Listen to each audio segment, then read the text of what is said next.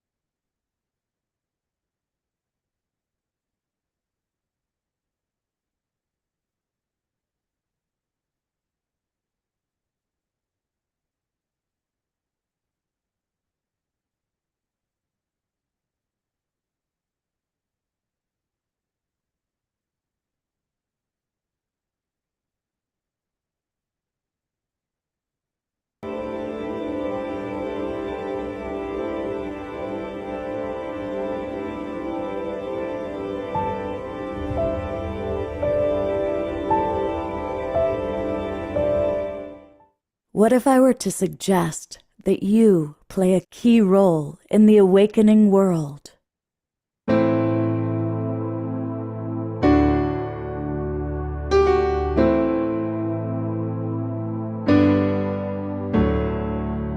And that you are watching this because you have heard the call.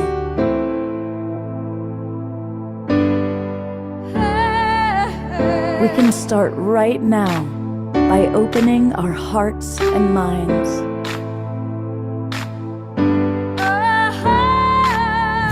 Welcome to the awakening world.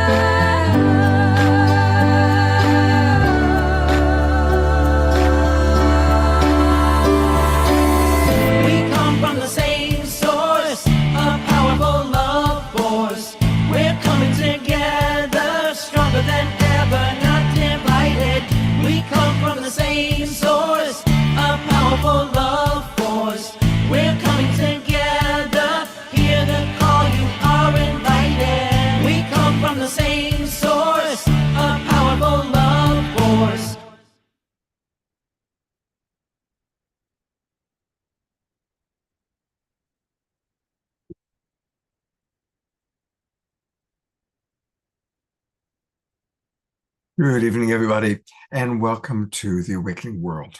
I'm Love Coach Scott Katamas. I'm your host for the evening, and we are the Global Peace Tribe. And at this time in human history, we need to come together.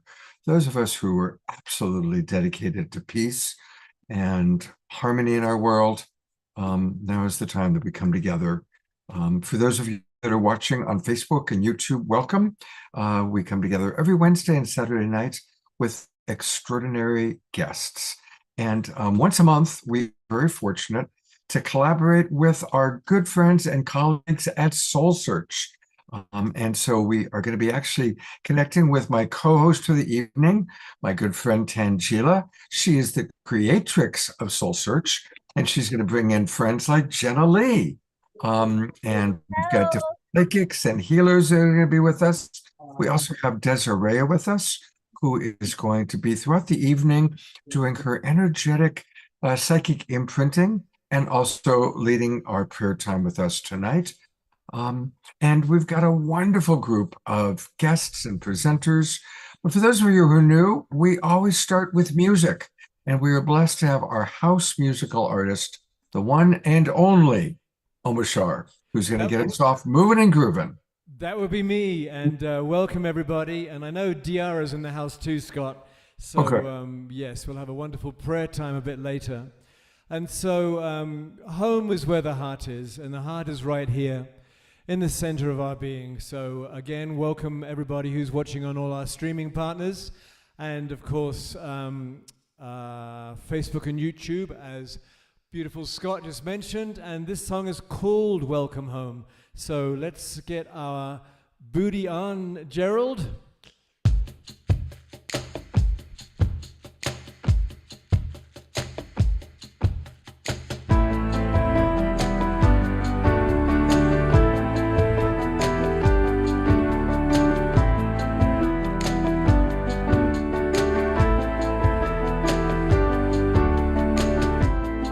Let me shine a light inside, and I'll show you where your truth resides.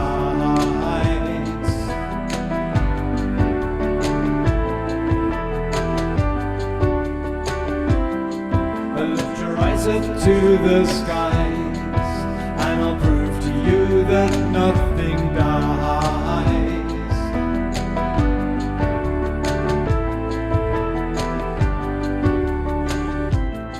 Together we will rise again, and we'll make amends for what we've done.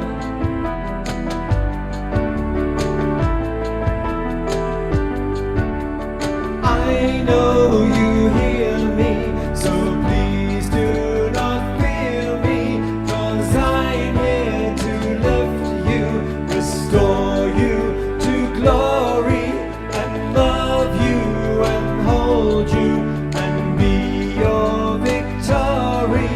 My child, I will welcome you home.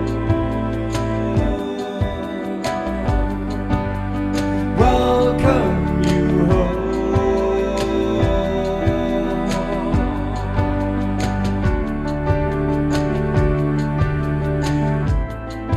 Let me take your hands in mine. As I look at you, your spirit shines.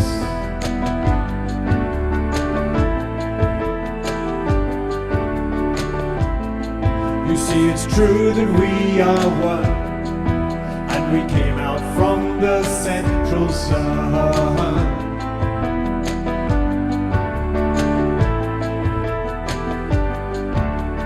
I know you hear me, so please do not fear me, 'cause I'm here to lift you, restore you to glory, and love you and hold you and be your victory.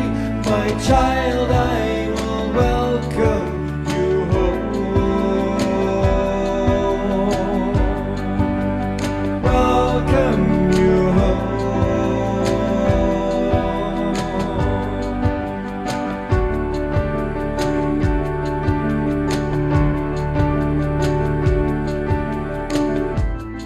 So when you take a different view and you dream awake, breathe out the new.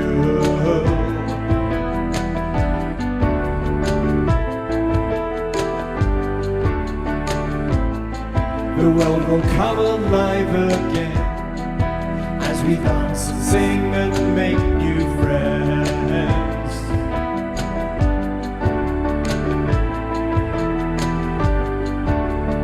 I know you hear me, so please do not fear me, 'cause I'm here to lift you, restore you to glory, and love you and hold you and be your victory. My child, I will welcome you home. Welcome you home. Welcome you home.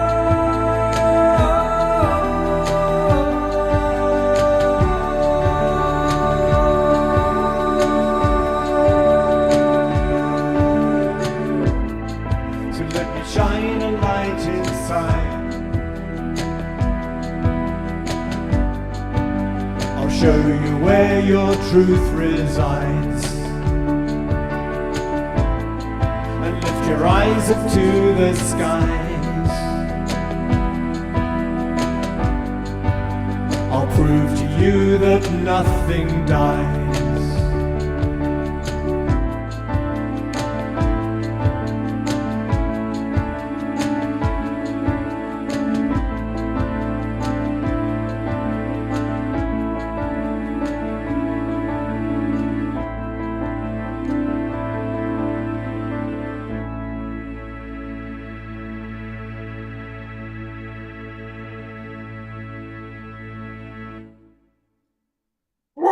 Whoa, what a start. I'm on gallery view. Let's send twinkles and hearts and love to our magnificent Omashar and the Global Peace Tribe dance team. I know, were they rocking tonight? Oh my God, I tell you, it's going to be a good evening. I can tell. Yes. Well, thank you, Omashar. You are our true Omastar. Thank you, brother. And he'll be back with at least 2 more songs. Who knows? We might even throw a third one at him. Hey, so once a month, we collaborate with Soul Search. And for anybody who doesn't know, Soul Search is the place to go online when you're looking for psychics, healers, any kind of support of a nature of consciousness.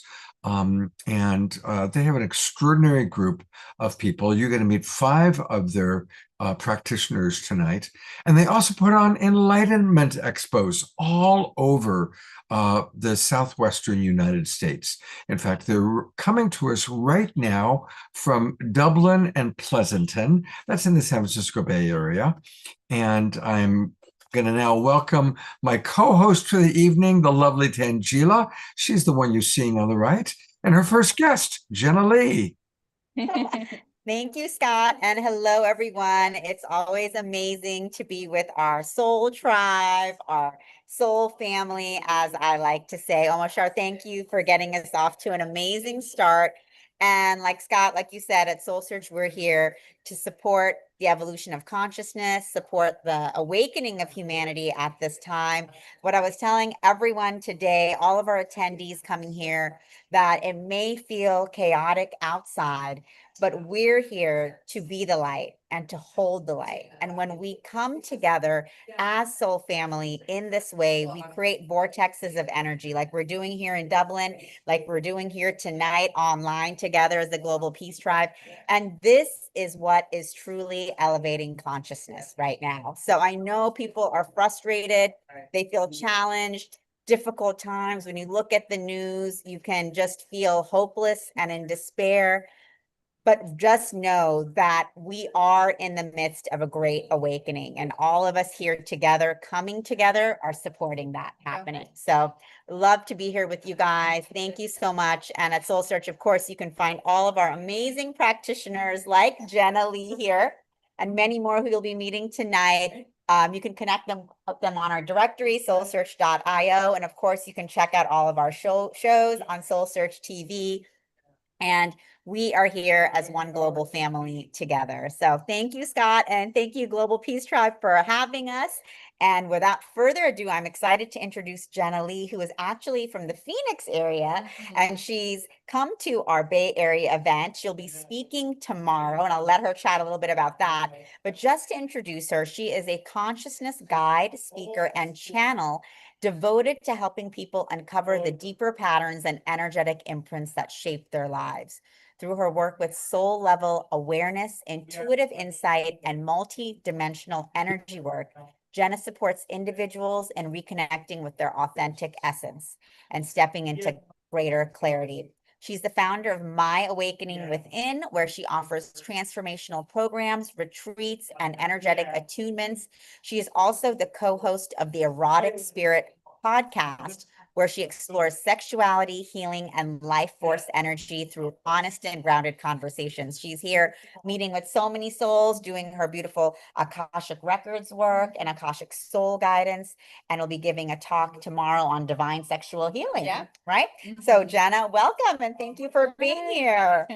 Thank I had you. a question. Of course, we want to hear a little bit about you, and I forgot to ask Tangela in advance which of our presenters are going to be available for readings, but would you be available to provide a reading for one of our Zoom room guests? Yeah. Yeah. Okay. So if any of you are interested in getting a reading right now in the next couple of minutes, just raise your hand like that. That way I can see who comes to the front. And so if you want a reading from Jenna, definitely raise your hand. And Jenna, share with us a little bit about what you're going to be presenting tomorrow in Dublin. Yeah, so tomorrow in Dublin, we'll be on divine sexual healing. So as Tangelia had mentioned before, I co-host a podcast called Erotic Spirit Podcast. And it's really been inspired by my own healing journey and my own healing with not only my sexuality, but really just sexual healing in general and trauma. And bringing light to a topic that honestly a lot of times it's not really talked about as much, and I see it as one of a deeper shadows of the collective and really within ourselves. So being able to bring light, and I've come to a space of forgiveness in my journey to share that light and presence with others so that we can release shame, that we can be seen as our true self. And when we're operating in any unresolved trauma, no matter what it is, it's driving us behind the scenes. So being able to expand our consciousness through our sexual healing journey is really, really important. It's been part of my passion to enlighten people on. Beautiful. Thank you, Jenna. And Jenna's going to be giving that talk what time tomorrow? Tomorrow at 1 p.m. At 1 p.m. So if you're in the Bay Area, definitely come and see her live and in person. And you can also tune into her talk at 1 p.m. Pacific via live stream on our Soul Search YouTube channel and of course on Soul Search TV. So even if you can't make it live, which I hope you can still tune in to this beautiful talk that Jenna is going to be sharing with us tomorrow. Yes. Okay. Well, we've got several people who have raised their hands. And so I'm going to try and get everybody in. We won't have time for Jenna to do everybody, but I'll try and make sure everybody who's raised their hand will get a reading tonight from one of our presenters. Yeah. Jenna, I'm going to introduce you. My good friend Jeff Bailey is with us, coming to us from Atlanta, Georgia. Okay. And so, Jeff, meet Jenna. Hi. Hey, Jenna, how are you? Good. How are you doing? I'd say this is my first time I've done this on Global Peace Tribe. So if mine is very specific to me personally, so Okay. I'm not sure if that's really what the readings are for or not. But a couple of years ago, I was a shareholder in a software company, and it got bought, so I got bought out. So I'm not complaining about that, but I no longer have a career.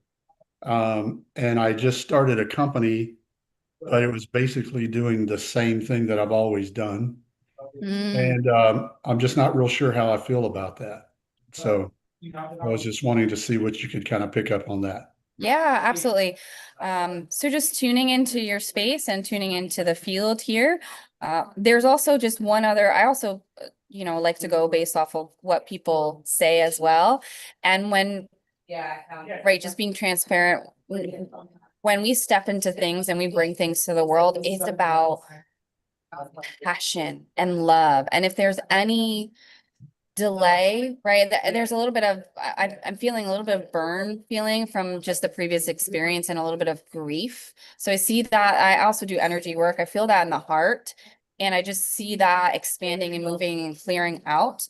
But I'm also hearing about your passion and an opportunity to challenge yourself in what you would be so excited to bring into the space. So even just dropping into this, not sure how feel about it space there, what I'm hearing your guides come in and your higher self come in with is, what is it that you would be so excited to do that you would shout from the rooftop? And maybe it might be like a small shout in the beginning. Sometimes when we step into that space of passion, there's a little bit of fear with how we will be received. And I'm hearing there's an opportunity as well to look at how you are seen or being seen, kind of a core wound around being seen and what happened last time, this space of things being shut down, right? It's kind of sometimes we have things that happen in life that activate other areas in our life where we weren't seen. And so now stepping into this new space, I'm hearing, am I going to be seen again for my worth? And so I'm hearing that clearing on an energetic and higher level here. And I hear your guides coming in very loudly on your passion. What is it that you would be passionate about? And I see something creative. It feels like this is very analytical and there's a lot of they're showing me numbers. I'm seeing numbers. So whether obviously I know you shared what you're doing, but I see the other part of the brain that wants to move and break free and be seen and flow. And that's going to impact the rest of your life too, all the other areas of your life by diving into more flow. Yeah, and then I feel the energy a little bit slowing down on that. So I'm just gonna pause and ask how you are doing here. No, I'm doing fine. Yeah. Okay. Yeah, Yeah. and yeah, there's just a beautiful, loving space that's wanting to be seen. So no matter what you do, I feel this beautiful energy around that you can bring into this space. But it is seeing yourself first. And this way, no matter who doesn't see you, no matter where you're not being seen, it doesn't matter. It's all coming from inside. It's all coming from who you truly are and what you're bringing into the world and how valuable you are, no matter what you bring. There's a little bit of pressure that I feel, like even on the shoulders. I don't know if you ever get any upper shoulder pain or like kind of neck pain, but it feels like pressure. So just have fun with it until you figure out your next move. Yeah, just real quickly, it's kind of funny because people are like, "Oh, this is a great opportunity. It is an incredible opportunity." I agree with that. I'm totally fine with it. But everybody's like, "Just do what you love. Just do what's going to make you fun. What's going to give you fun." I've never thought about what would I love to do when I work, or what's going to give me fun. I'm in my 60s now. We were raised to, you need to earn a living Yep. and you need to support everybody. And so I really have not been able to get beyond that Yeah. yet. Or I just say beyond it. I haven't moved through it, whatever you want to call. I just sit there and I'm just like, I have no freaking clue Yeah. what I would do, you So, know? so just to somewhere to end it with, because what I'm hearing is I channel with source and guides and all of that. And what I'm hearing source and universe come in with is first to see yourself. I believe that's why there's a lot in that theme coming in, because at the end of the day, there are spaces where maybe you weren't seen, and now this is a chance for you to see yourself, and it may be a little bit scary. But when we're truly seeing ourselves in that space of love, our connection points and shifts and change in the world are going to be reflective of that. Whereas I see the cup is not really filled up with this, and that's just coming in from your higher self and just feeling it in your body. And sometimes we do things or we feel pressure to step into conditional ways of beings because that's what we learned when maybe we weren't seen. So step into journaling what it would be like for you to be seen. And once you step into that frequency and joy, start to then visualize what your life would look like. This way you shift the energy and then you can manifest. Great. Thank you very much. Absolutely. Appreciate it. Thank you, Jeff. That was great. Jenna, would you be willing to do a reading for one more person? Yeah, yeah. Okay, well, here's Luna. I'm adding Luna to the... Hi, Luna. It's really hot. I'm in the Bay Area with you. Okay, beautiful. So my question, I'm open to receiving just some higher divine guidance. Through a series of synchronicities, there is this profound, loving spiritual connection with an individual that was brought into my life a year ago under the eclipse in April. And there's life, life legacy project as partners in life to contribute to humanity. And I believe he's my twin flame. And yet we have different pacing. And I'm doing my best to give up all expectations give up all expectations for appreciation of just who he is, right? And for what and for every way he was brought to me. And what's been challenging for me is that I have a very lucid dream life. I received amazing lucid visions. And like I said, numerous synchronicities that have materialized. And I'm baffled because I guess I just would like for you to maybe tune in where you see this this the presence of this energy partnership with he and I, you know? Okay. Yeah, absolutely. So thank you for sharing. And what I am seeing come in is I am seeing a mirror. They're showing you and him. And there is absolutely inactivation. And when people come into our lives, we know that they're coming in to show us things. And this is very clear on the mirror. I'm not necessarily hearing twin flame, but there is absolutely an activation point of helping to see and love yourself deeper by coming into a space of a deepening of non-judgment, right, with them and their journey, and to let go of control. What I'm seeing is they're showing other partners or even points of references of other males that may have been in your life, and an opportunity to step out of this or some of the subconscious programming, at least that's coming in. A little bit of the work that I do is looking at the aspects of that masculine energy and the control that it may have occurred in your life. And so this is coming in as I'm seeing seeing a tornado and this masculine energy, a little bit of imbalanced on his side. That's things that he's working through, but it's also giving a mirror an opportunity for your own divine masculine energy within you to look at that balance. And sometimes when we have an imbalance, it flows into, more toxic area, more, instead of protection from a loving space, it's more of a protection, putting walls up because I needed to do that at one point. There was the need to do that. And they're showing me the walls coming down with you and him. And that's what it's also teaching, that it's maybe a little bit of his own projection onto you and what he's going through, but then for you to finally see, or for you to solidify and crystallize in the knowing of the safetyness within you, and the walls can come down because you're fully safe and loved and protected. So there's what I'm hearing is these are the mirrors that are being shown in this connection. They're not going far out enough of like, hey, this is right a forever or kind of thing, because it really wants you to drop. They really want you to drop into moving through and shifting the pieces here, and you're bringing your awareness and consciousness to these aspects.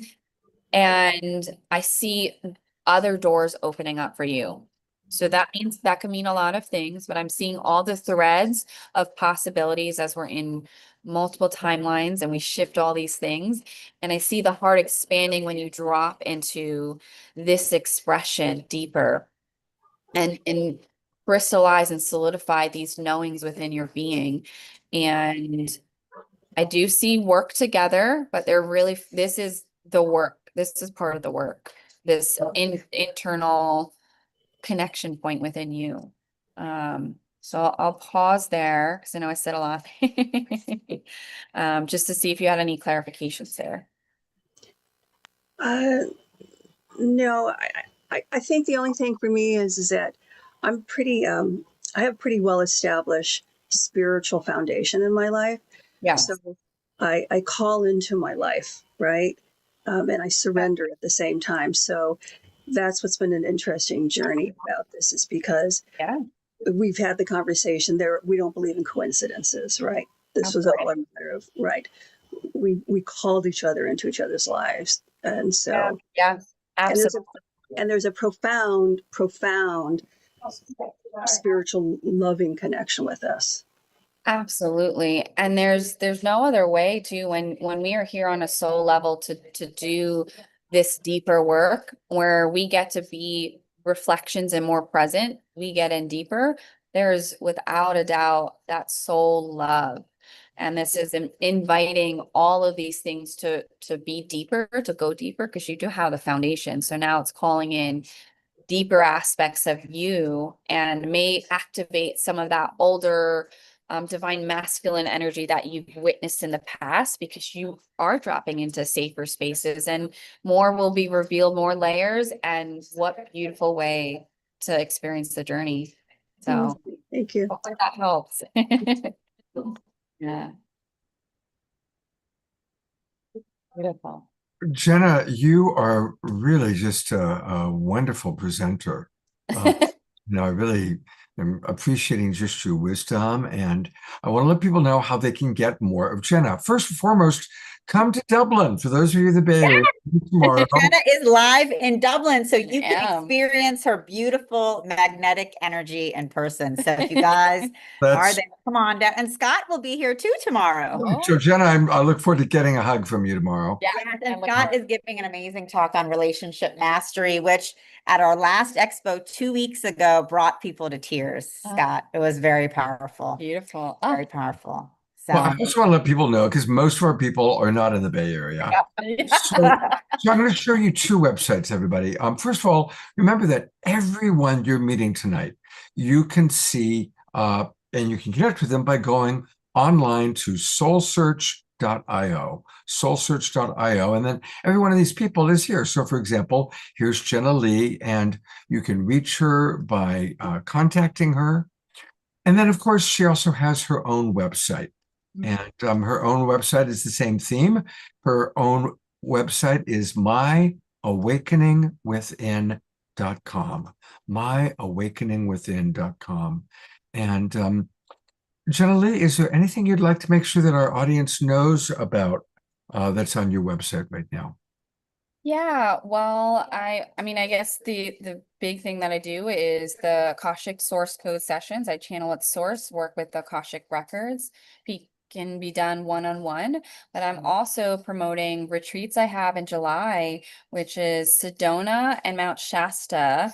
So lots of other events, inner child healing work too, and integration work. I'm big on inner child healing.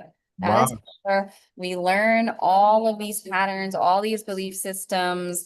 And I had PTSD, fully recovered, and there's a lot of tools that I've cultivated with that and being aware of the nervous system that I now have integrated into my workshops in Southern California and Arizona, and my retreat coming in Sedona. So Wow. lots of beautiful stuff. So a wonderful chance to go to Sedona, Arizona for sure, to get some amazing time with Jenna Lee.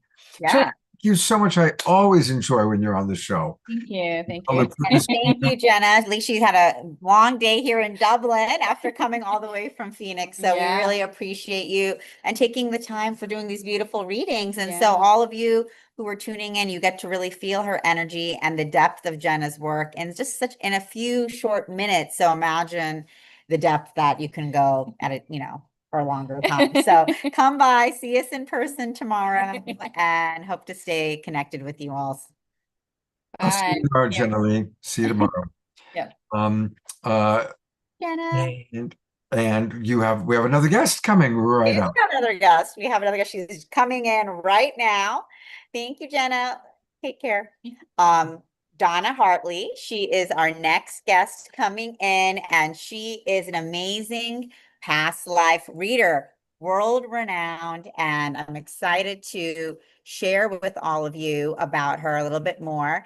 Donna, for more than 4 decades and on 5 continents, has inspired audiences worldwide as an inspirational speaker and renowned past life reader, helping people uncover the hidden patterns of past lives, overcome adversity, heal, heighten their intuition, and awaken to their higher purpose.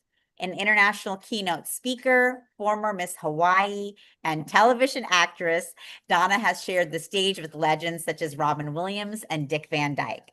Donna's remarkable life journey has been featured on NBC, ABC, PBS, and in the New York Times. And she has an incredible new show coming up on Soul Search TV, Past Life, Present Patterns. Donna gave a standing room only talk today here in Dublin. The room was so full there we ran out of seats for everyone. And in April, she has a new Soul Search TV show starting that I hope all of you can tune into. It's going to be twice a month. The first episode is actually going to be you teaching a little bit about past lives and how past learning and understanding of our past lives can help heal our present. And she'll talk about that more today.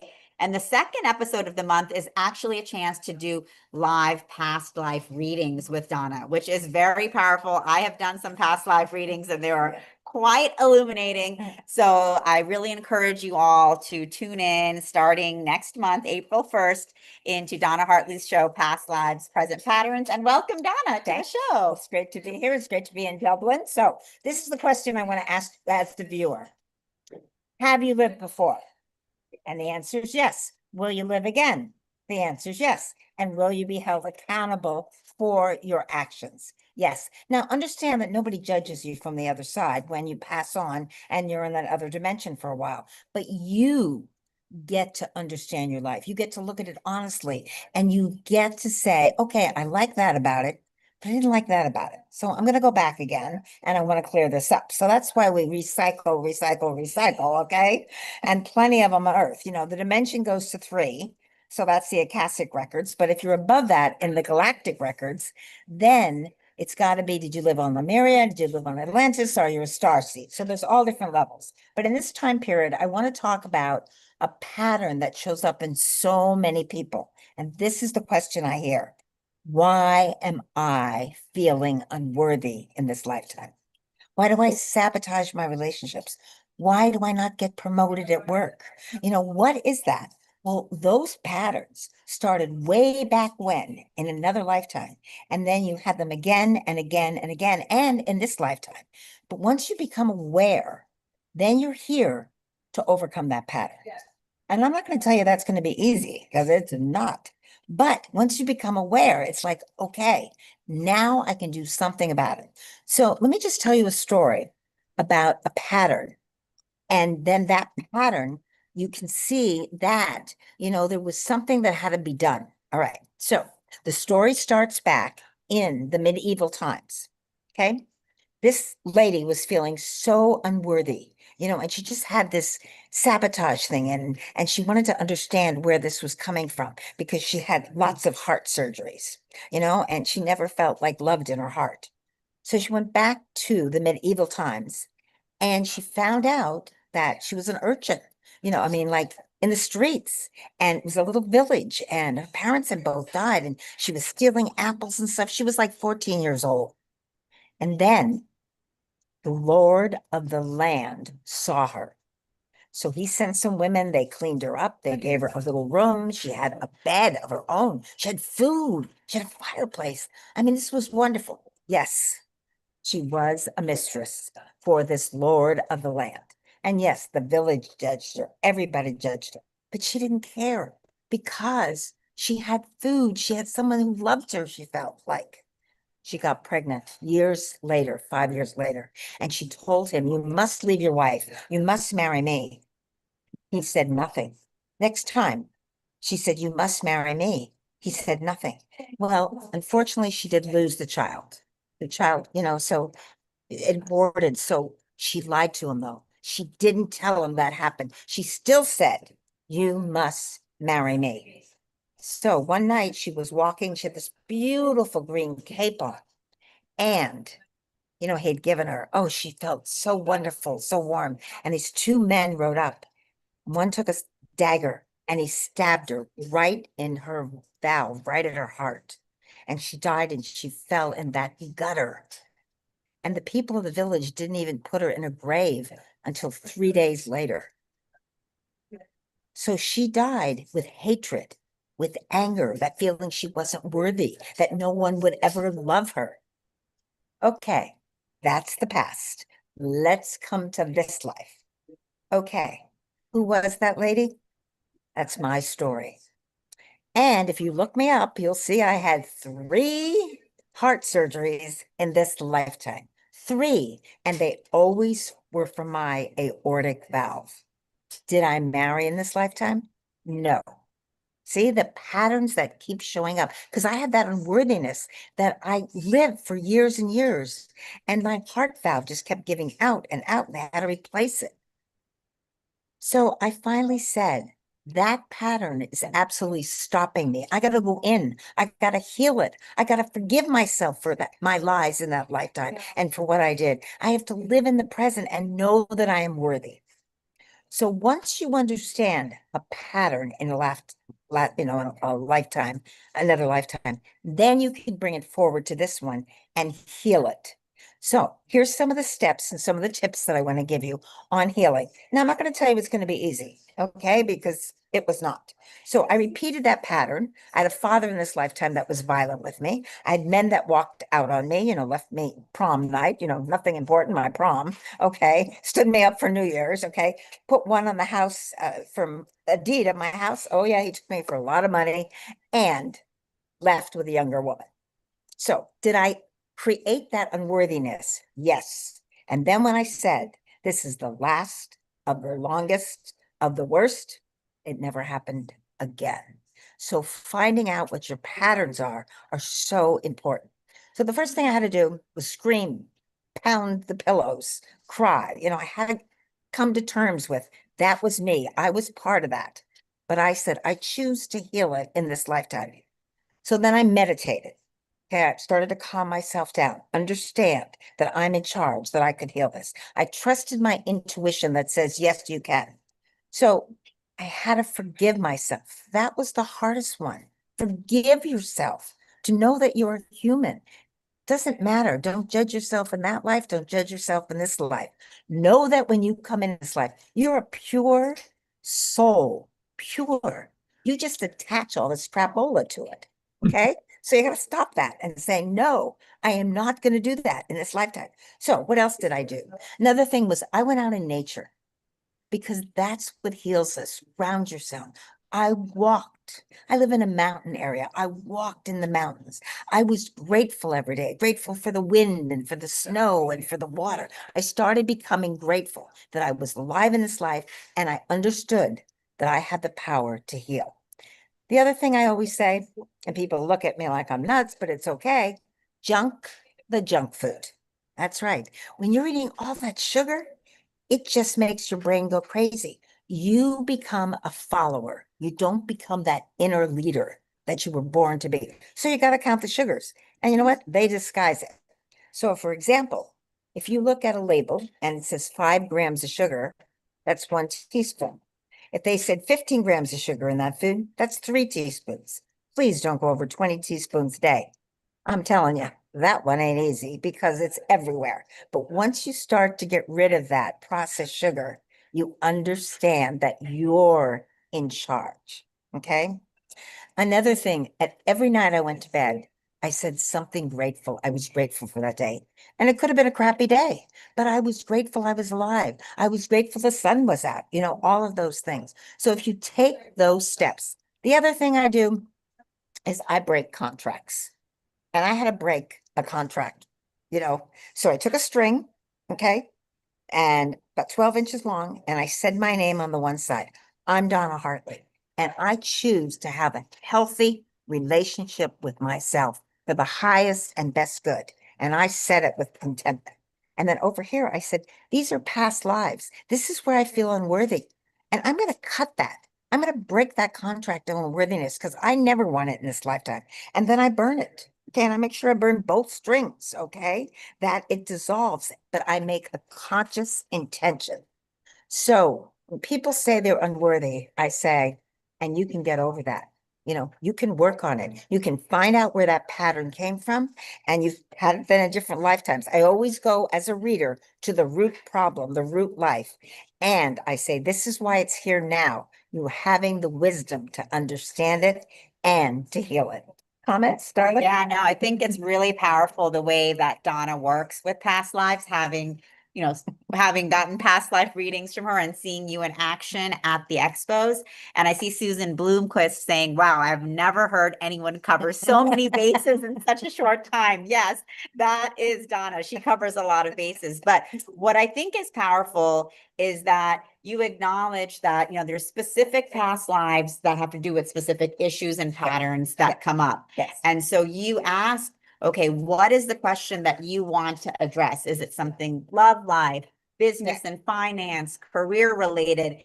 And based on that question, then you visit the specific lives that people can go back to that have to do with that question, with that issue. You hit right on. See, because I ask before I do a reading, when you sign up, I need your date of birth, location, and where you were born, because that gives me permission to go into your records. Then I ask 2 specific questions, just like you said, so that I can not waste time. You can tell I'm fast. And then I go to that life right away and pull it up. Now, I have my spirit guide there to protect me, but I also, the night before, call your spirit guide to come in to know what you should hear. So I'm going to cover those first 2 lives. Then I'm going to cover 2 other lives that are going to come up. Usually that's kind of purpose or whatever. Then your spirit guide steps in for the very last one. I call it the wild card. I give you 2 short lives, 3 facts, and I say, ask yourself which one will tell you what your purpose is and what you should do right now. You choose it, and then your spirit guide, and when they talk, it's faster than I talk. Okay, and they just give you fact on fact on fact on what you do. It's a message directly to you from me. I can't remember it because it goes through, the energy is so high, it goes through me. But I believe that we're all here to raise our vibration. We're all here to clear up lots of things. And if we start with love, kindness, forgiveness, and where do we have to start? With ourselves first. Then we can be available for other people. That's really beautiful. Yeah, exactly. And so when you go into these past lives, what I think is so fascinating is the level of detail that you bring in for people. I mean, really detailed, the occurrences, who they were with, the surroundings. Right. And one of the things you mentioned in the talk today, which I'm sure everyone listening has experienced, is that often when we're called to a specific location, we had a past life there. They had a past life. I mean, this is a good story. Take one look at me. I am Irish, but I'm from Pennsylvania, went to Montana, ended up in Hawaii. When I got off the plane. Can't find the remote. If you see it, would you put Okay. it? Okay. When I got off the plane in Hawaii, I could not believe it. I had felt I lived there before. So I was going to college, selling pots and pans door to door, making a living. But I ran for the title of Miss Hawaii. I lost. I ran for Miss Hawaii the next year, second year, and I lost. I ran for Miss Hawaii the 3rd year, and I lost. The 4th year, at least I had some modeling classes and acting and pictures, and I lost. And I said, I'm never running for that pad, but it just said you have to. And I ran the 5th year. And the judges looked at me and probably said, give it to her. She's not going away. And I did win the 5th year. I won Miss Hawaii, for the Miss USA pageant. But this is the story. I knew I had lived there and was royalty. Now, royalty back in the Polynesian days, that means I had 1 grass hut and 2 pigs. That was it. So in this life, I got to be the real princess. So I knew it was coming up, but it was just like, I couldn't explain that to anybody at the time. But you say, sometimes you've been there and you can't explain why you've been there, but it just draws you in. Yeah. So really powerful work that you're doing, Donna, and really fascinating. I mean, and you said also in your talk today that we've lived thousands of lives. Oh yeah. Lots. Yeah. We haven't gotten it, and we get caught on Earth, but we've also lived on other galaxies where we were so advanced, where we were telepathic, where we did do self-healing. We've got to bring that energy back. Then we lived at times of Lemuria, which again was a great civilization. Then Atlantis had the 2 of them. They had spiritual and they had the technology. So that's where we are now too. We don't want the technology to be so big that it covers up the spiritual. They have to be in balance. So there's so many things to understand. And when people say past lives, really? And I go, you think you could get it done in one life? I don't think so. So that's my opinion about that. Or I say, wait till we meet on the other side. We'll have a conversation over there. So Beautiful. Well, it's wonderful to hear you. People are really enjoying what you had to say. And I want to let people know how they can get their own past life reading with you. And that's to go to donnahartley.com. That's her name, Donna, D-O-N-N-A, Hartley, Hartley.com. And you can learn all about her amazing survival stories. Oh my gosh, you've had quite the life. And she's been on television, NBC, PBS, ABC. And of course, you can also find her on Soul Search, which is where you can find all of our presenters. So, and Donna, what's the best way if someone wants to schedule a session with you? Well, I would say go to my website under that donnahartley.com. There's a past life thing and just send me a link and say past lives in there. And then I follow up. I send an email. We get it scheduled and then we do it on Zoom. And this is the good part. I do 70 minutes fast, 5 lives, but you get a copy in 24 hours of the video, the audio, and the written transcript. So Wow. people that are intuitive, I say stop in the middle of the video in a life and then say, okay, she's talking about me being maybe on an Indian, a Native American. And wait, I can see a village, you know what I mean? And see if you can get more out of it yourself and put yourself there. Because I want everybody to develop their own intuition too. Beautiful. And then Beautiful. people ask, like I mentioned, people ask specific questions Yes. and you go into those lives that pertain to those questions. Right. So when I send you the form and say, I need your full name, date of birth, location, I say, send the 2 questions over and then a headshot, because I also read your energy. So I'm coming from all different angles to make sure we can get those lives. Yep. Thank you, Scott. Thank you, Donna. And we'll look forward to seeing you. Will you be there tomorrow? I will. Absolutely. I'll Yes. look forward to meeting you in person. Okay, Yes, she'll good. be here in person. And then for those of you guys who would love to tune in to Donna's Talk, you can still watch the replay of Donna's Talk. It's on our YouTube channel and also on Soul Search TV. You can tune in and watch Donna's very dynamic talk on past lives, present patterns, and hear more of her incredible stories. I mean, you guys only got to hear a few, but her stories are amazing. And I see Katie A is asking what kind of questions. Okay, so these are the questions. I asked you to ask about a pattern or a gift in this lifetime. So someone might say, why did I have to marry twice? It's a pattern. I picked the same type of man and now I'm with no one. See what I mean? They want to understand why they did that pattern in this lifetime and why they have to be alone now. Or they could say, I really want to develop my spiritual abilities, but I don't even know where to start. So could you find a lifetime that I maybe had some spiritual abilities or healing abilities? So it's got to be tied to this lifetime you're living it. And I'm going to go back and find that original lifetime or a place. I had a lady that said, I am so drawn to Paris and to a certain alley. And I went, a certain alley? What does that mean? You know? And so she said, it's church. And we went back to World War I, where she had been, as a young girl, raped. And she ending up in that church crying and became a nun and became very strong because her parents had kicked her out. In World War II, guess what? She was a resistance fighter and saved so many lives because she wasn't afraid in that lifetime. They had already done the worst to her in the World War I. So that gave her that depth of, she said, why I went in that church and I cried and cried. So a question like that. Amazing. Amazing. You know, earlier much earlier when I was much younger, I had the experience of remembering a past life where I was shot and killed during D-Day. I was an American soldier and it was during the D-Day invasion. And I mean, I completely out of the blue relived the whole thing. And I remembered I got shot right here. Well, I only have one birthmark in this life. And and it's the size of one of those machine gun bullets right in the same spot where I had experienced it. So it is fascinating how those things happen. And I clearly, anybody who works with you is going to have an opportunity to really discover those parts of themselves.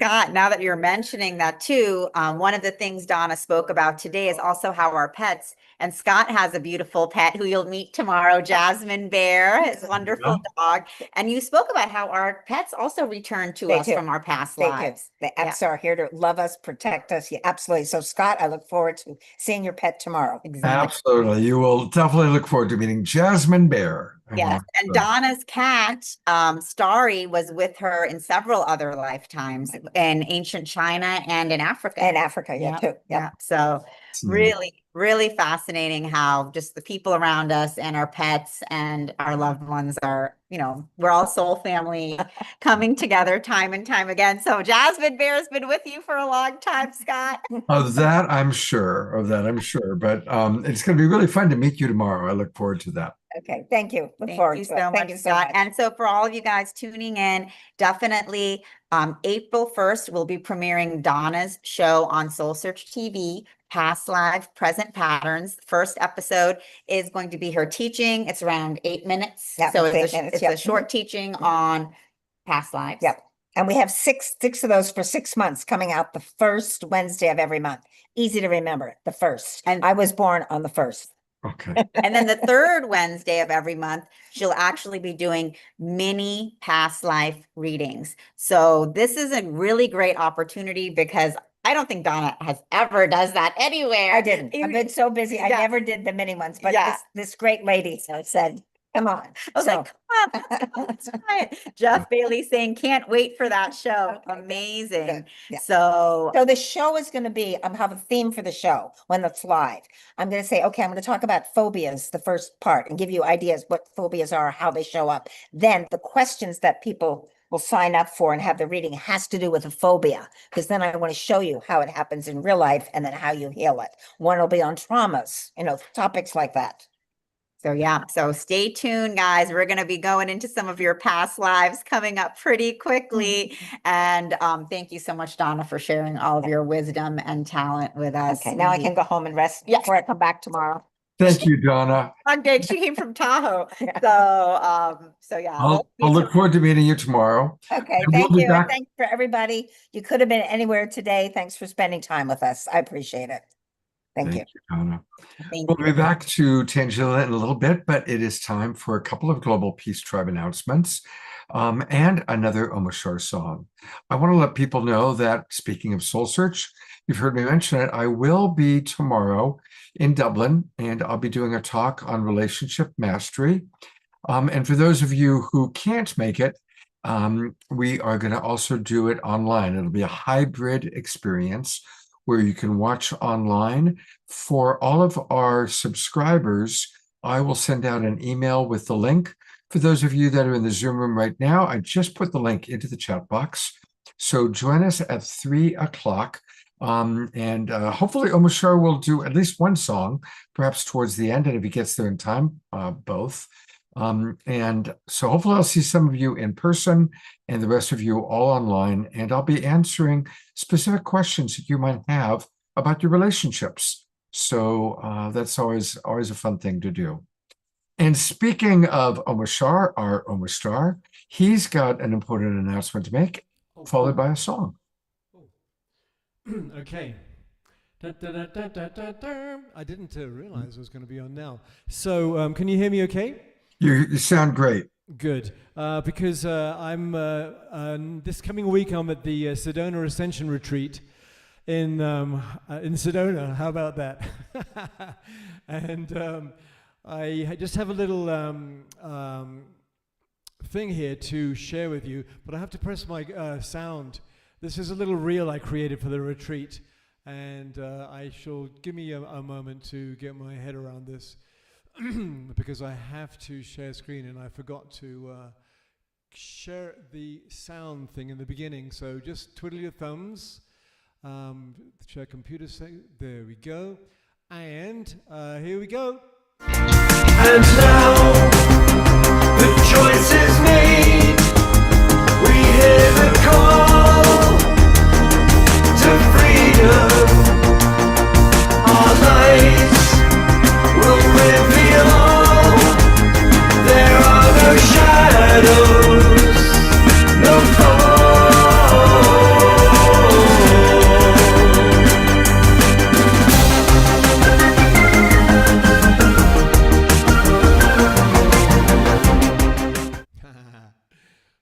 Well, that was that. It was so much fun creating that reel. It's only like 40 seconds long, but it's awesome. So anyway, here is a song called Dancing into Greatness. So do put your dancing shoes on, and especially you, Jeff. And let's went. All right, I think I'm all good here. Yep, I'm good. Okay. Excuse me for fumbling around. Where's it gone? There it is.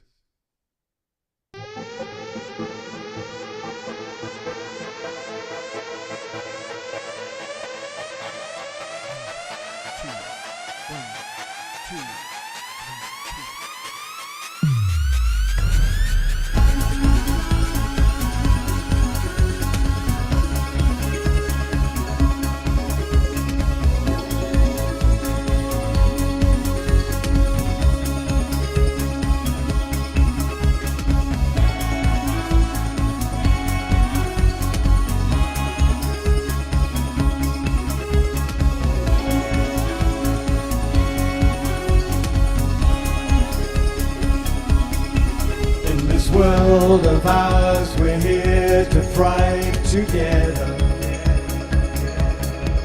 making sure that nobody gets left behind. As the light of truth clears all the stormy weather, and the mother in us soul begins to rise.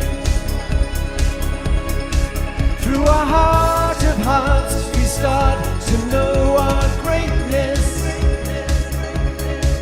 As our strength returns, our spirit guides us through.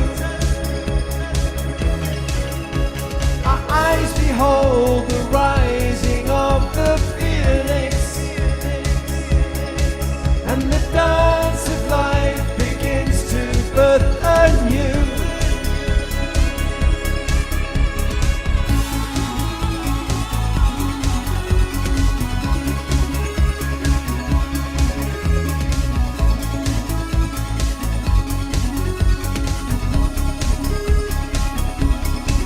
For the world to change, we need to love each other.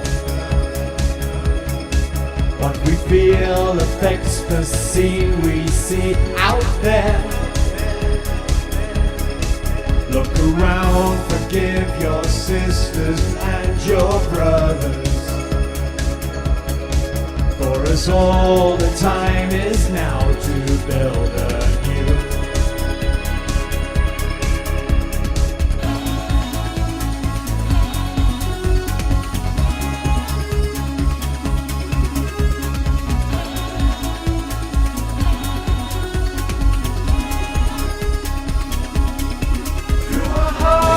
Hearts, we start to know our greatness. As our strength returns, our spirit guides us through. Our eyes behold the rising of the phoenix, and the dance of life begins to birth anew.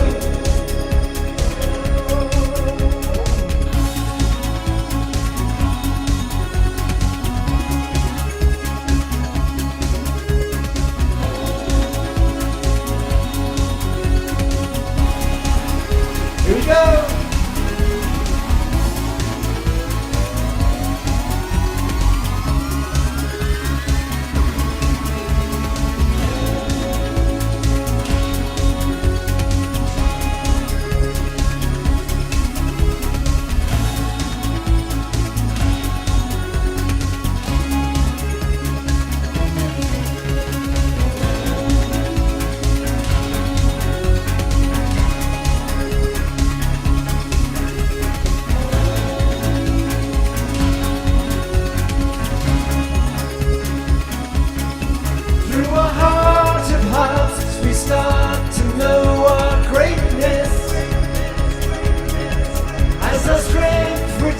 Our spirit guides us through. Our eyes behold the rising of the phoenix, and the dance of life begins to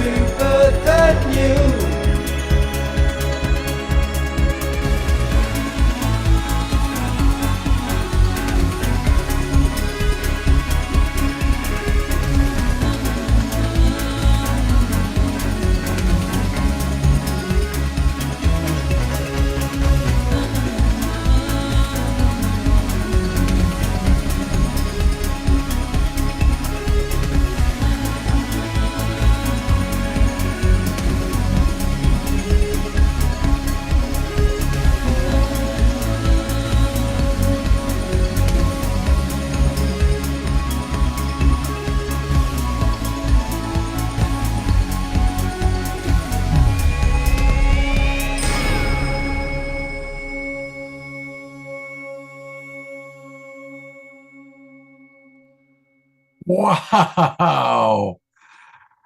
That's better than coffee. Definitely. Definitely. Much amazing. Absolutely powerful. What's coffee, Scott? Thank you. And anybody, again, Sedona is the place to go. And so, do you want to share any words about the Sedona Ascension Retreat? It's going to be just amazing. I mean, obviously the location, but Suzanne Ross and her sister, who are the hostesses of this retreat, have just cherry-picked the most perfect people. Of course, there'll be Daryl Anker there, and Alan Steinfeld and Tangela will be there, and a whole bunch of really top shelf people, psychics and ufologists, and an amazing musician myself, crystal bowl singers. There'll be Shelley Reef there, but SedonaAscensionRetreats.com.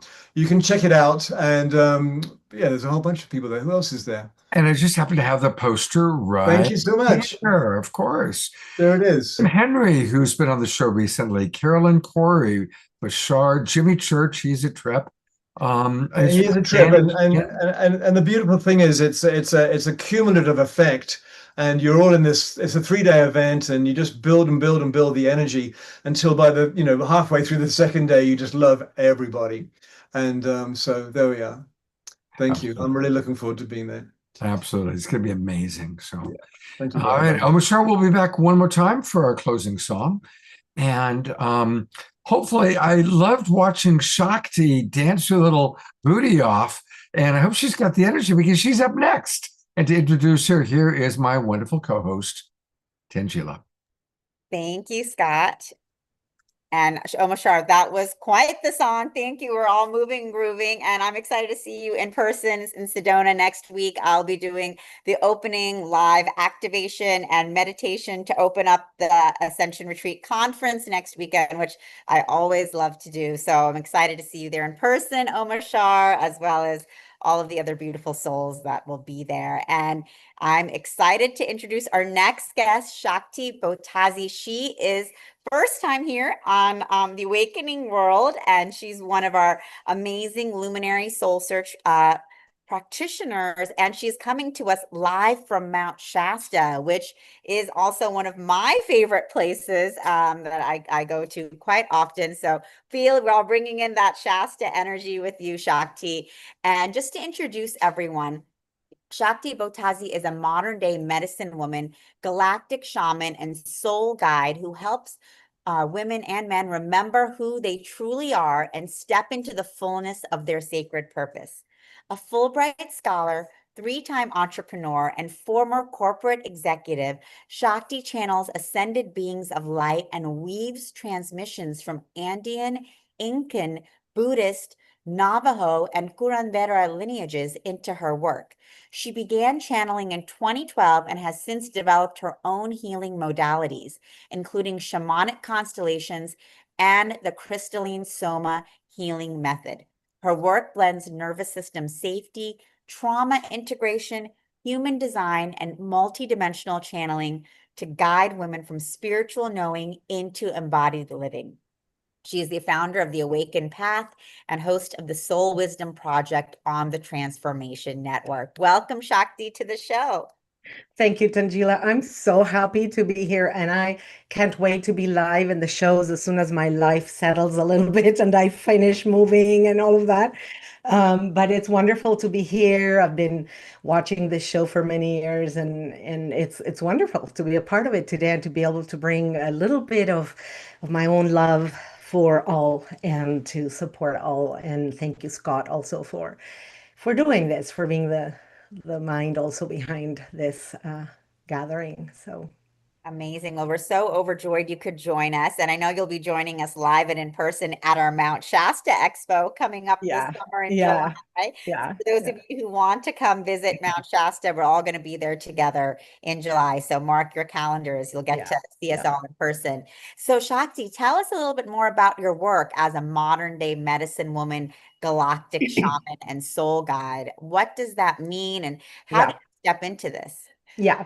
So it's sometimes difficult to speak of just one modality because I actually have 40 years in this path. I'm in my 60s now. And so, you gather so much wisdom from all the traditions that you get transmissions from and study with different teachers. And I specialize in supporting the people I work with. I work one-on-one. I work in groups.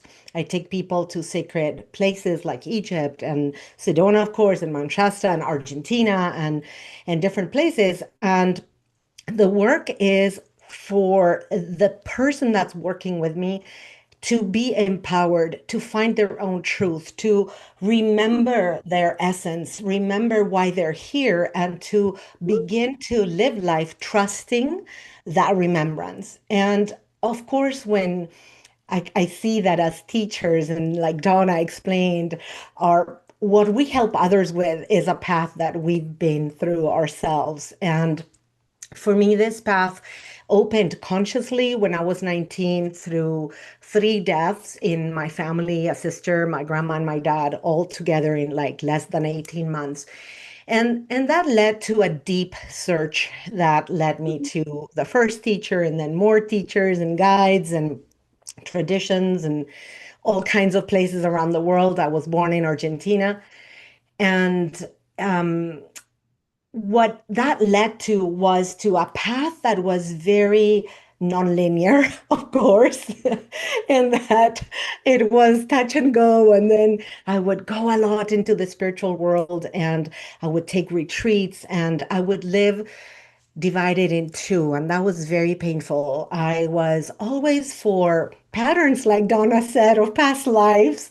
I was the sole breadwinner, and I too married many times and divorced.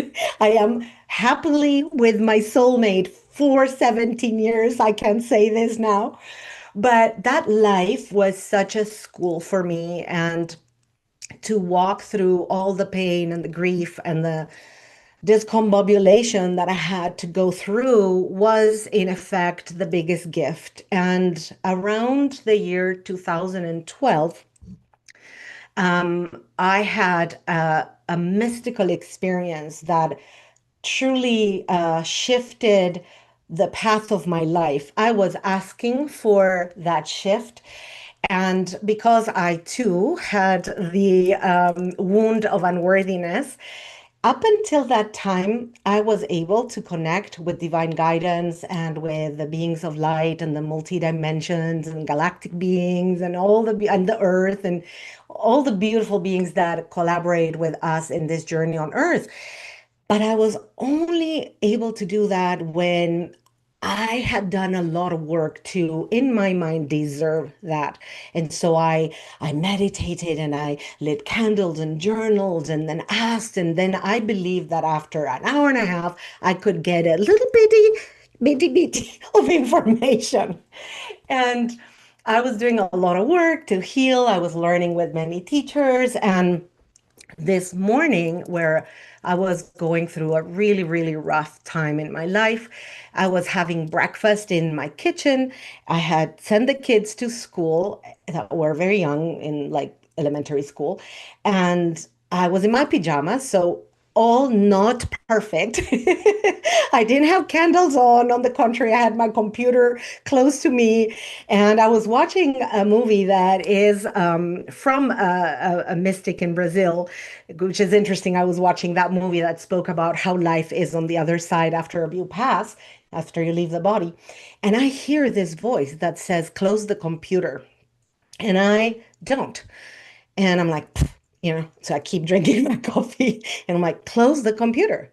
And I don't, twice. And so the third time I hear, close the computer so we can talk to you. And so I'm like, okay. So I closed it. It was a laptop. I closed the cover of the computer. And suddenly the whole kitchen where I was becomes illuminated by these beings of light. I've told this story so many times, and not once do I not feel that again. And it was all around me, like a circle of beings of light. And in front of me, between the table and the fridge, literally a scroll came down, or what I saw was like a scroll coming down. And I heard and saw the letters being typed, like when you type on the screen of a computer, letter by letter. And I received a transmission that was mostly of love and energy, but that it had many, many messages that I ended up uh, taking action upon through the next year or two. They were about my life, my business, where I was meant to be. I was in Italy at the time, and it was about my children and even what food to eat. It was extremely detailed, and in Earth time, it lasted 45 minutes. And when they were done, they said Sirius, like the star Sirius, out, because they have a lot of a great sense of humor, which is something I love when I connect with the guides. And they left, and the kitchen like left was not illuminated anymore, and the energetic frequency plummeted. And with that plummeting of the frequency, I collapsed and started bawling. I was crying so loud because that was a training also in the vibrational field that someone has to hold when you access the multidimensional field. And I wasn't ready for that. And so it was a lot of effort for me and my being and my system, and it fried. And so I cried for like 2 hours. I called in at work and I canceled. I said, I can't go to work. I couldn't drive. And I journaled as much as I could about that. And that was a turning point, not a coincidence that it was in 2012, such a turning point for all of humanity. And from then on, what happened was that I began receiving guidance and trusting the guidance that was coming and asking for guidance and using my own discernment to either take action or not upon that guidance. And it's been a journey, which is still going on. But the beauty of this journey, which is now 14 years going, is that more and more I learned to trust my own path through so many synchronicities and so much magic and so many irrefutable um, indications on 3D. For example, one of them was when I sold this house I had in Tuscany that I had to sell. I needed the money. There were so many conditions that I needed to sell that house. And I had a real estate company at the time. And prior to selling that house, I had sold a house of a German woman that she was in dire straits. And so when that happened, the house was purchased by a man that had the birthday and the name of my dad that had passed when I was 20, the name and the birthday. So what are the chances? So that gave me money because I got my commission. This woman had a lot of money. When I had to sell my house a year and a half later, I needed money to do some betterment of the house and renovations, and I didn't have the money, and she lends me the money. And the person that buys the house buys it on the anniversary date of the passing of my dad. So all of these things, I have so many, I could speak hours about this. So fast forward to today, in that journey that has been filled with wonderment and a lot of grief and pain and overcoming all of that and understanding that there was something, some reason why I was going through all of that. One of the biggest clues for me was, well, when I was in a mess as a young woman, I understood. I created the mess. I can get myself out of the mess. And through that, about 10 years ago now, I was led and guided to drop everything, sell my real estate company in Tuscany, begin coming to the US. The guides were telling me Mount Shasta needed me. And it took like 10 years for me to eventually go to Mount Shasta, but that happened.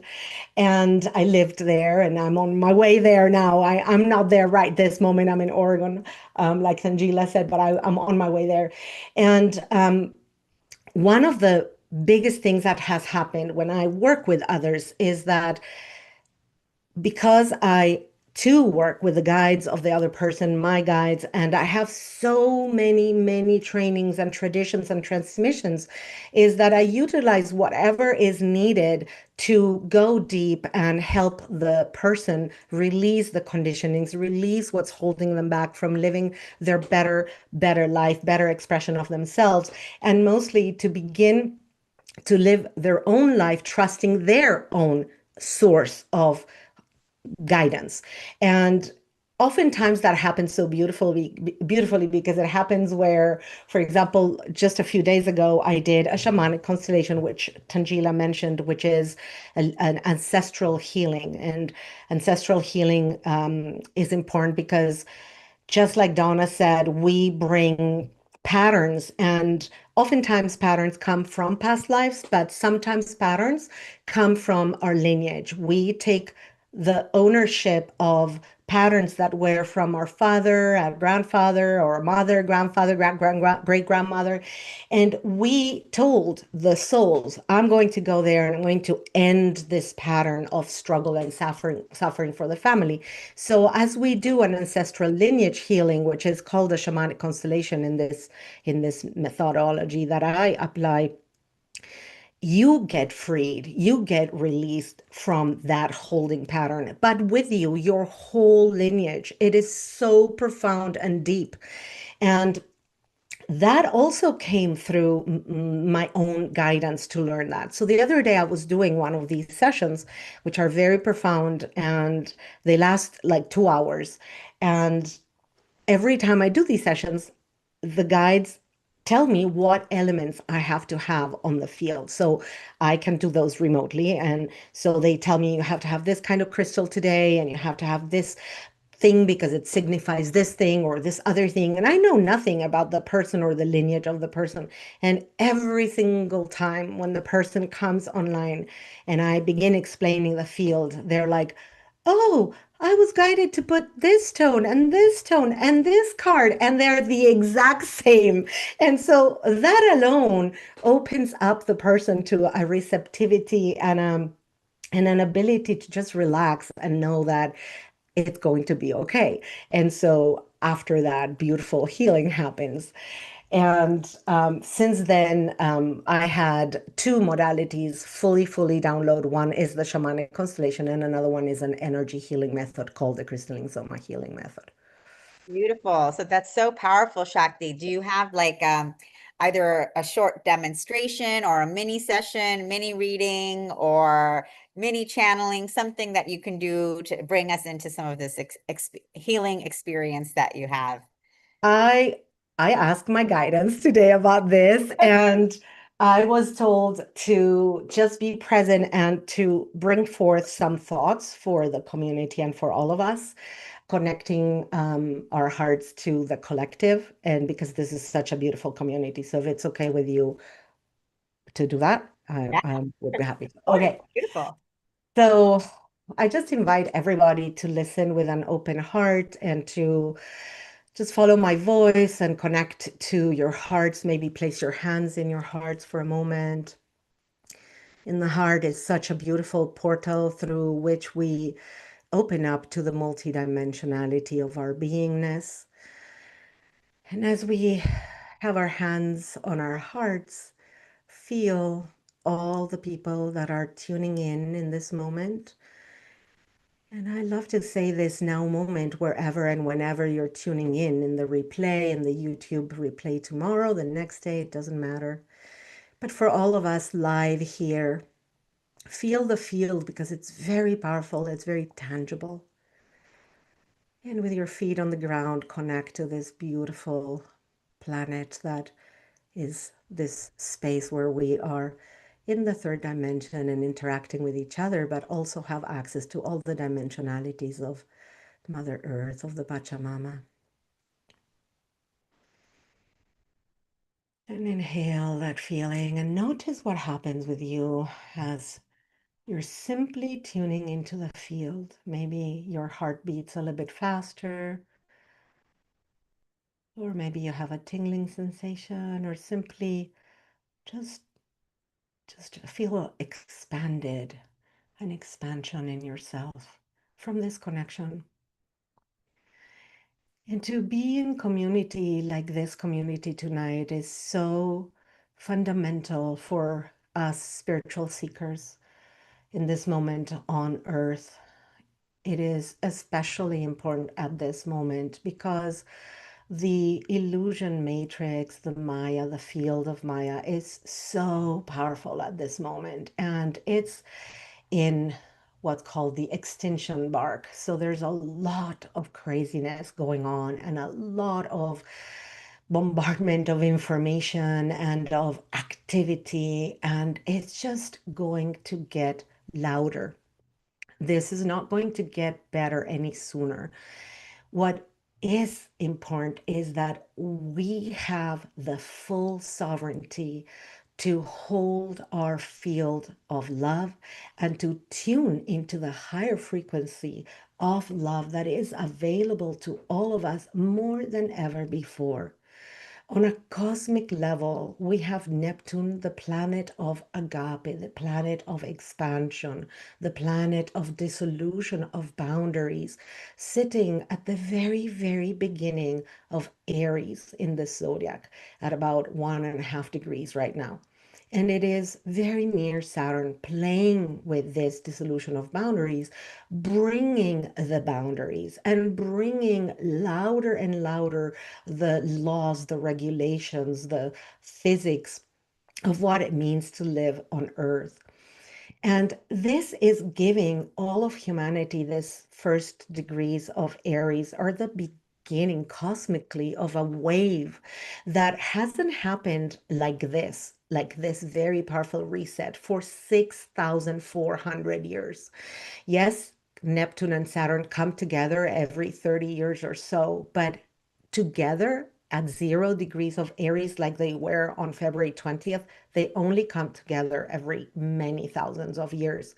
And what they ignite is a big reset. And this reset, just like a rocket going out to space, is going against the atmosphere, and like a rocket is wobbly as it goes out of space, and it takes a while until it reaches that softer move forward. And in this moment in which this is being ignited is that we are being asked to remember why we came here.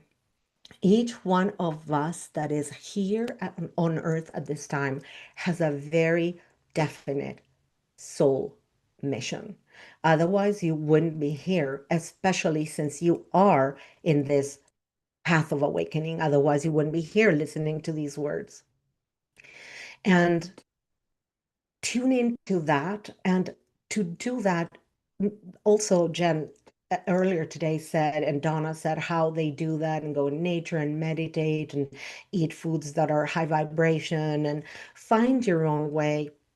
But the guidance is the frequencies that are high of the fifth dimension and sixth and seventh and on beyond are available to us.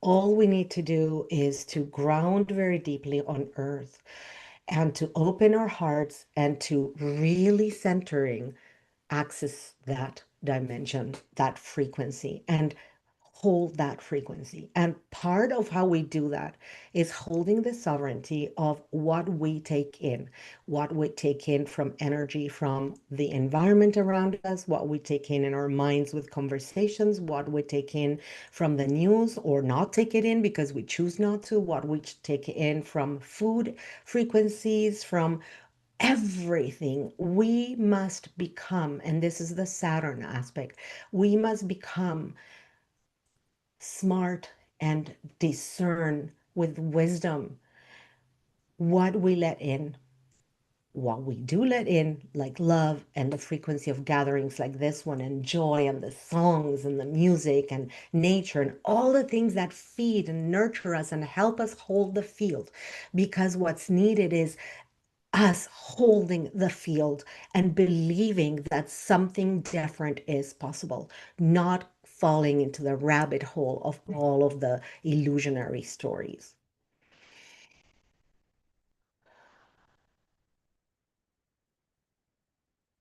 And a remembrance that we each have access to that higher frequency of our higher self And remember every day to give permission to your divine team and to ask your divine team to support you in thoughts, words, and actions. And remember to do this daily because without your permission, they cannot come and support you. And with this, in this moment, there's so many guys gathered around with us here, and they are asking to tune into if you are willing to receive a coding of light codes and sound codes for a few moments to help and support you in this time. And if it's a yes, simply say it inside of you. And if it's a no, you're going to be respected in your will. And it's beginning now. O tuaina kai taira kauina ko turuku ai ikina ai kai kuna kai taraka iki kai kuna kai ta. Ora ko ai kina ai ko ai kai turuku ai kina kai kumu kai kai kataya. O no ai kai taina kai ko ai mai kai tarai kai. Ora ko ai nai kai ko nai o kuayaka. O shine koi nai.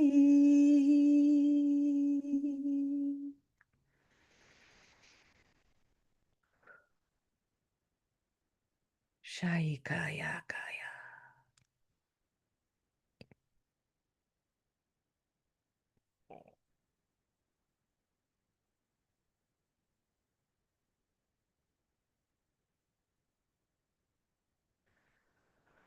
Thank you, thank you, thank you.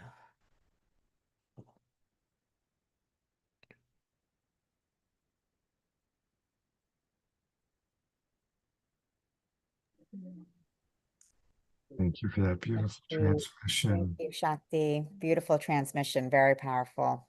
Thank you for giving me the possibility to being here. Thank you so much. Absolutely. And just want to remind everybody that you can connect with her directly. Her website is theawakenpath.com. How perfect that you're on the awakening world, given that you're the awakened path. And that's where you can connect with her. Is there anything on the website you want to make sure that I point out to people? There's many gifts beyond the ones you see on the screen right now. There's in the menu up top, it says gifts, and you click it, and there's many ways in which you can be supported, and handouts and meditations. There's lots of things that can support you in your path wherever you are at this moment. So Oh, thank you so much, Shakti. That's very generous of you to have those beautiful gifts. And is there a particular demographic group that you especially enjoy working with? I began working with people in their 50s, and about 4 or 5 years ago, younger women began seeking me. They said that I hold like a nurturing mother frequency that they can benefit from. So I actually work with a broad range in their late 20s to past 60s. Yeah. Okay, great. Yeah. Thank you so very, very much. Thank you. Thank you for Thank having me. Absolutely. Thank you for being with us and sharing your beautiful wisdom and gifts and really supporting us and holding this collective energy. Absolutely. Absolutely. Yes. Most powerful message right now, Scott. This is the most powerful message that we can have, because when we look at what's going on, you know, if we're not careful, we can actually let it lower our vibration. And Absolutely. we're here to really hold the higher frequency for the collective. And even with the low vibrational activities or news or everything that's coming up around us, we're here to continue to elevate the frequency of the planet. So thank you for guiding. Yeah. Thank you, Shakti. Thank you, Yeah. Shakti. You're welcome. Beautiful. Thank you. Amazing. And So we still have two more presenters. I do. And I'm going to move over because we have, I'm actually in the expo hall. We've kind of closed down for the day, but I'm very excited because Tiffany and Tyrone are here at their beautiful booth with their amazing setup. So I'm going to turn off my computer and they're going to.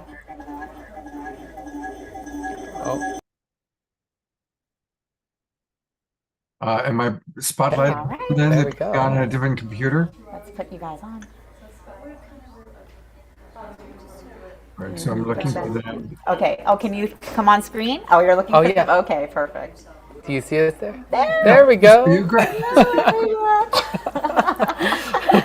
So I'm excited to be here. Also, for the first time joining us on the Awakening World tonight, we have Zen Prospera, Tiffany Huang, and Tyrone Botello, and welcome. They are amazing members of our community and the founders of Zen Prospera, which is a wellness brand, as you guys can see here, devoted to helping people cultivate greater calm, balance, and mindfulness in everyday life. They blend their passion for healing and personal transformation to bring these amazing healing tools, and they really invite people to slow down, reconnect, and restore inner peace. Tyrone is an energy healer with more than 20 years of experience in energy healing, sound healing, and guided meditation. Tiffany is a sound healer and yoga master teacher with 12 years of experience supporting people in deepening presence, balance, and well-being.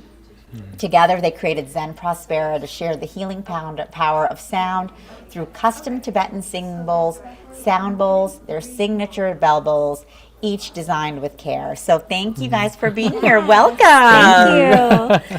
We're so delighted to be here on this show. Awesome. Yes. And so you all are master energy healers, been practicing for such a long time. What inspired you to create Zen Prospera and these tools? Absolutely. Do you want to start? Sure, yes. Hi, everybody. Yeah, and so this actually started with our other business that we have, Circle Up Education. And so about 12 years ago, we started doing professional development for cities, school districts, students, and also for social workers and therapists.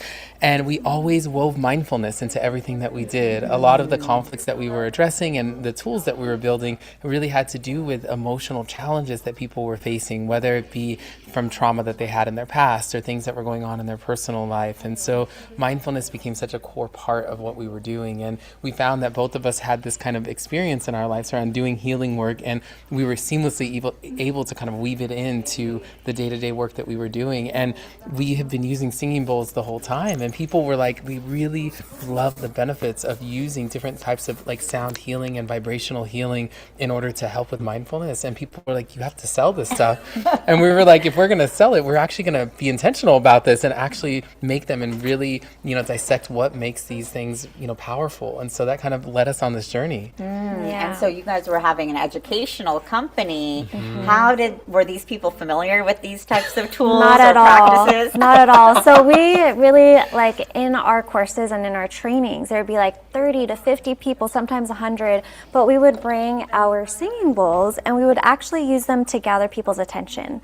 So instead of me being like, everybody, like, let me get your attention or be quiet, I would just use the singing bowl and we would and just gather people's attention. And not only did it help everyone to pause, but it also added a layer of like mindfulness that they didn't expect, but was equally beneficial.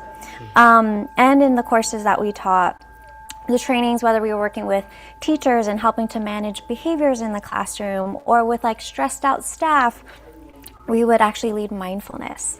And so it would be their first time, like we would actually have to walk people through step by step, sit back, relax, close your eyes, find something to gaze at. And then people would just be like, wow, like what is that? I need one of those. And then even teachers who felt really uncomfortable using it, they're like, well, let me try it with my students. And they did. And then day after day, the students would actually be like, wait, are we going to use the bowl today? So they actually started requesting it. And so, about a year and a half ago, we were like, let's do this intentionally. Yeah. I would say too that like there's something really beautiful and profound about sound bowls in particular, because meditation, people often feel like it's something that's not always accessible for them. Like that there has to be some kind of magic that you have, or that it takes so much to quiet the mind. And that what happens when you actually use singing bowls is that it produces an oscillating sound that our mind is actually naturally attracted to. So like, if I were to ask you to like listen to the sound of the sound bowl, for instance, we would hear like a melody playing, but what's actually happening is that it's an oscillating sound that's getting softer and softer, and our brain will listen and focus in to all of the subtle changes that we might not be conscious to, but it is conscious to. And so the simplicity of meditating with the bowl is that you ring the sound bowl and then you listen as intently as you can to the sound until you can't hear it anymore. And there's this thing that happens where we will kind of be gravitated towards the sound that it makes, and as we're focusing on the sound, it actually helps to calm us down. And there's like a level of magic that happens in that, and it's so simple, and with a little bit of practice, like, it's amazing to see what happens. And when I used to actually, I'm a Reiki master, and I also do quite a few different modalities of energy work. And I would talk a lot with people about what our consciousness is, and that our brain, people think that our mind and our thoughts are our consciousness, but I would try to help them to understand that the consciousness is almost like it is the part of ourselves that's listening to our mind. It's like the observer. And that when we start to realize that there's a difference between our thoughts and the observer of the thoughts, what ends up happening is, I always say that the mind is almost like a really loud child that keeps screaming. It's like, mommy, mommy, I need, it's like constantly saying, look at me, stay here. And so our consciousness gets constantly stuck in our mind space. So we don't have the ability to move it to other parts of our body, to our heart space, to even to other people around us. And that one of my teachers long ago said that one of the keys to meditation is actually distracting the mind, and that we are taught often we have to silence the mind, but that's really difficult. But if we find a way to distract it, to get it not thinking about our thoughts, then it can allow our consciousness to move around our body much more easily. And so the sound bowls often can have that effect for people, where it distracts that almost like the child inside that's like yelling to try to get our attention, so then we could focus in on other parts of ourselves to be able to actually meditate and find that groundedness. Hey, Tangela, is your computer there? Because we can hear you well, but your screen is frozen, Tyrone and Tiffany. So the internet there must be a bit rubbish. We can hear you perfectly. But you can hear us, but yeah. Tangela, where's your computer? You could turn your screen on. Your computer. Oh, you want to turn my screen on? Sure. Okay. Yeah, but leave the sound off. And that might be able to get a better picture of them. The internet connection was much better where you were for the earlier part of the show, Tangela. But the moment you moved over to this space and this computer, it's been really, really poor video. Oh, go ahead on the hotel Wi-Fi. Oh, hold on. We're going to move them over to the hotel Wi-Fi. Is this one right here? Yeah. Do you have the password?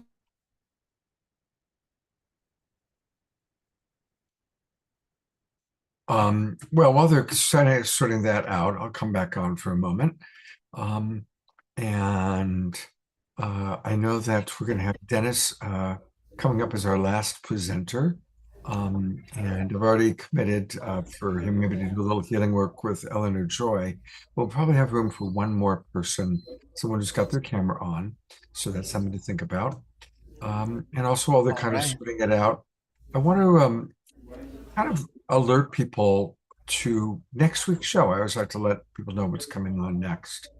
We had a very dynamic conversation on our show on the 11th, last Wednesday night. And we're going to have another dynamic conversation on March 18th. Really we're having kind of taking more time to talk about the hard things going on in the world right now. And so we're going to continue the conversation.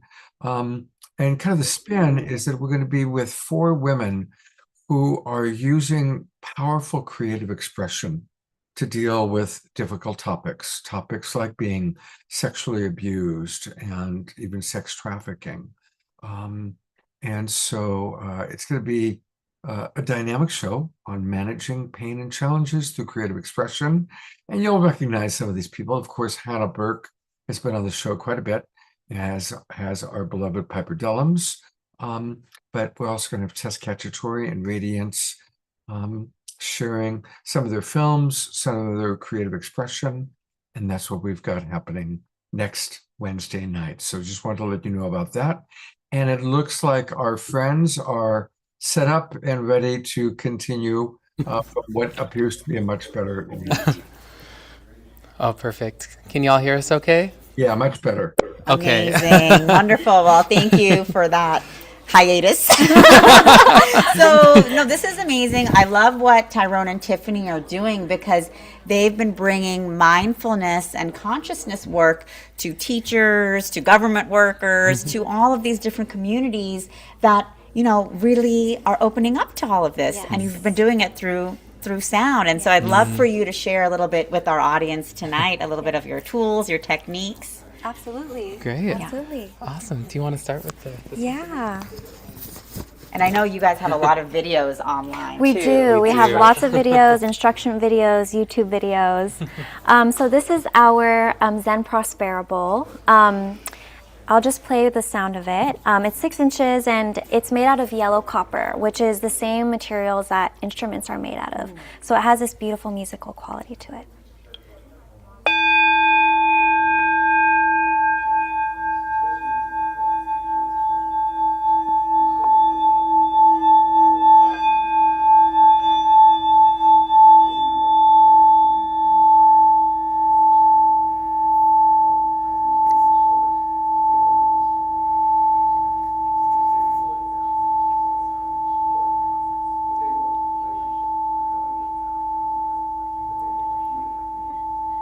It's still going.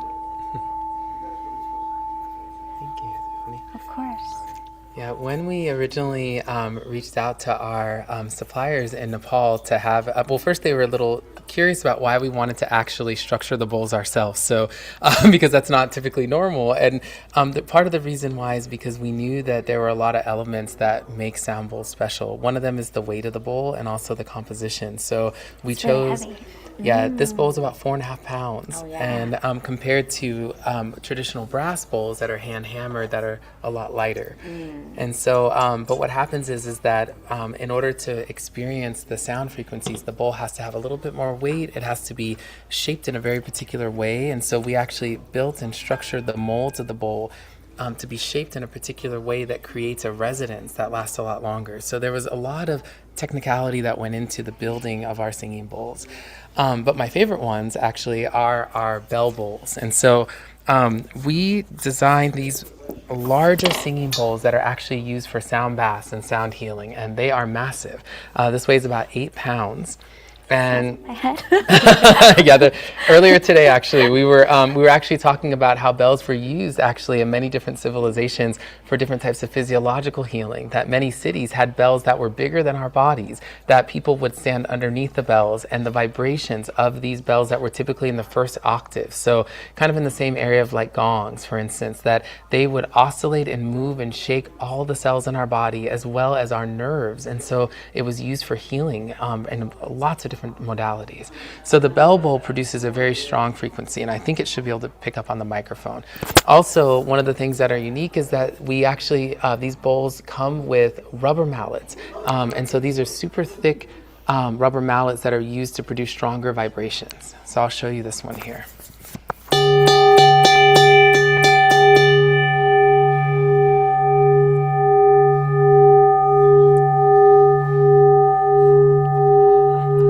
And the frequency is so strong that if you move your hands close to the bowl, you can actually feel the vibrations of it.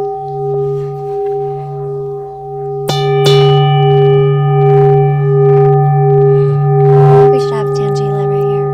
Yeah. We'll switch.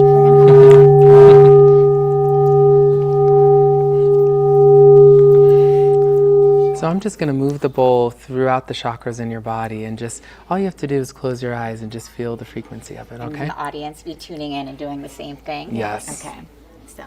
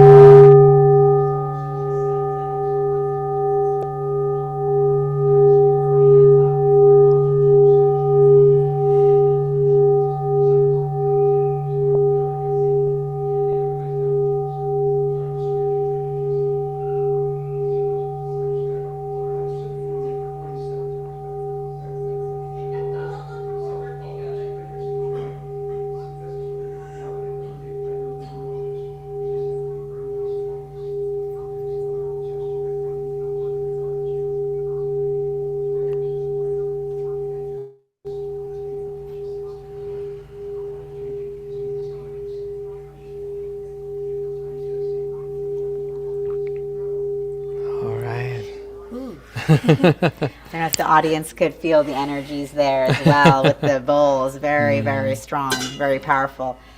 Ooh, and I know you guys also have Yes. the beautiful drums, and tell them a little bit about this and Yes. how everyone can tune in and feel the energies as well. Absolutely. Oh, So- I was asking questions. Oh, yeah. So, So- I'll read some of the comments from our audiences briefly. Carol writes, beautiful sound.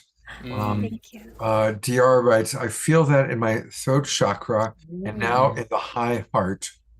Shakti writes, these bowls have a clean sound and are so potent. Wow. You know, that is so funny because that 10-inch bowl specifically is a note G, which associates with the throat chakra. So that is wild that you can pick up on that. Our DR is very tuned in those ways. Wow. Wow, beautiful. Eleanor Joy says, very profound and tingling all through my body. And George says, and I noticed Tangila's own throat chakra. Oh, Lord, thank you for noticing, George. I do need to keep working on that. So thanks, Tyrone and Tiffany. You're welcome. And that is the thing about the bell bowls that we use, is that they have the ability to access and activate all of the chakras because of the frequencies. The thing about the metal bowls versus crystal bowls is that the frequencies, I'm going to get a little technical here, but crystal bowls are in the 440 hertz frequency, which is the fourth octave. So if any of you have ever done sound baths before, it feels so amazing because it feels like it takes you to another place. Like the whole room fills with the sound, and it's because the frequency can pass through just the surface layers of our body. So we can hear it in our ears, we hear it bouncing off of everything. But crystal bowls, or even some of our singing bowls that are in the fourth octave, they can't actually pass through our bones and through our thicker, denser organs. Singing bowls, and some crystal singing bowls, usually the really, really big ones that are usually larger than, this is a 10-inch singing bowl. So if you've ever had crystal singing bowls that are maybe 12 or 14 inches, like the really large ones, those ones can, depending on the bowls, are in the first or second octave. And those bowls, the sound frequencies can actually pass directly through the body. And so people often have a very visceral response. Like sometimes we play these bowls and people just start to tingle all over it because they can feel the vibration even through, we actually brought our special microphones because we were hoping you all could hear the actual frequency through the Zoom call. Amazing. And so let's see this other beautiful instrument that you all have. Yes, these are our ocean drums. These are amazing. And so the story around these actually is that they not only make the sound of the ocean, but they also make a thunder-like sound. And we were working with students who were dealing with high levels of trauma in middle and high school. And we started introducing the ocean drum as an emotional expression and processing tool. And so part of it was for relaxing, where you can actually make the sound of the ocean, which we're going to model. But also, if you shake the 16-inch ocean drum like thunder, it is so loud that you can scream and yell at the top of your lungs and people can't hear it. And so it was a very cathartic tool for people being able to release built up emotions that they were holding inside, especially anger and rage. And when you see people make the thunder sound, and I don't think it'll show up on here, it'll be a little bit loud, but we still have some sessions. Oh, okay. We better not. But it is such a powerful experience. And so I'm going to model for you here so you can hear the ocean drum, and I'm going to maybe Tiffany can help. I can hold it up here. And we can show them the little beads in there too. Yeah, there we go. You can show them the ocean view, the ones. Oh yeah, the one. So this is the sandscape one, and then this one over here that is a little bit larger. This is the 22-inch one, and it has the little fishes in the background as well. So there we go. So we are one of, I think, 3 companies that actually partners with Remo, who's a professional drum maker that actually makes ocean drums. So these are very high quality drums, and they don't have animal hide on them. They're actually made with a special resin it's a vegan resin, but it's because animal hide doesn't actually produce the same sound frequencies that make it sound like the ocean. So I'm going to go to model for you here. I'll hold your mic. And we can take us into the relaxing ocean seascape, Tyrone. Yes, there we go.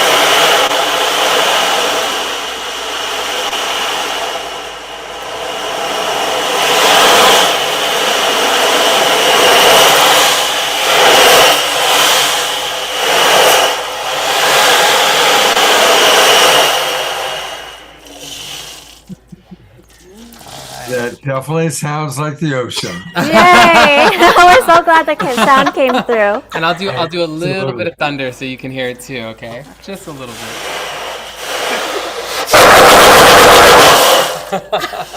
Just a little.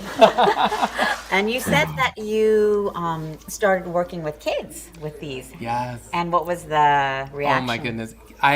There's something really cool to watch. I mean, we've worked with children as young as kindergarten and getting to see them like experience just the sound of the singing bowls, and they love them. Like, I think that there's like a fascination that comes with the bowls, and even, I mean, just to be quite honest, it's a lot easier teaching children meditation than adults.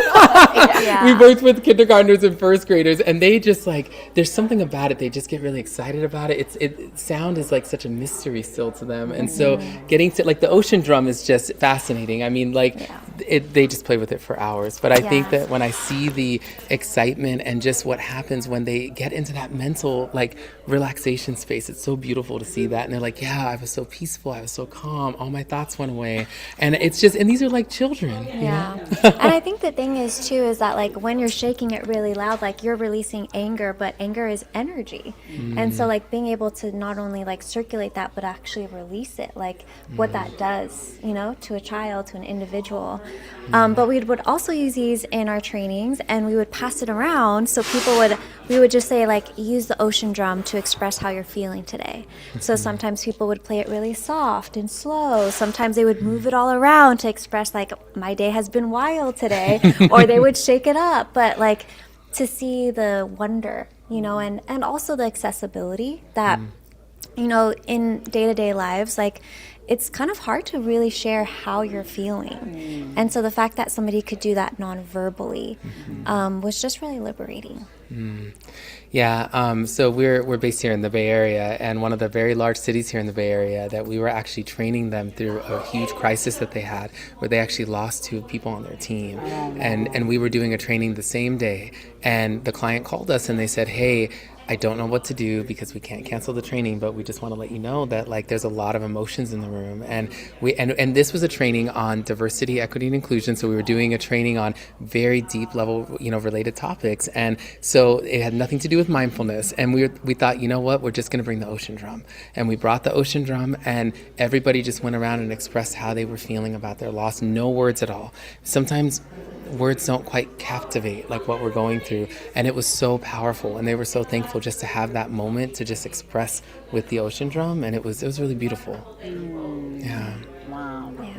Really powerful that we're bringing this to so many different people and so many different walks of life. And, you know, we're here, you know, Global Peace Tribe and at Soul Search, but, you know, all of these tools that we are celebrating and bringing together here, we want everyone to use, you know, around the world, especially during these chaotic times.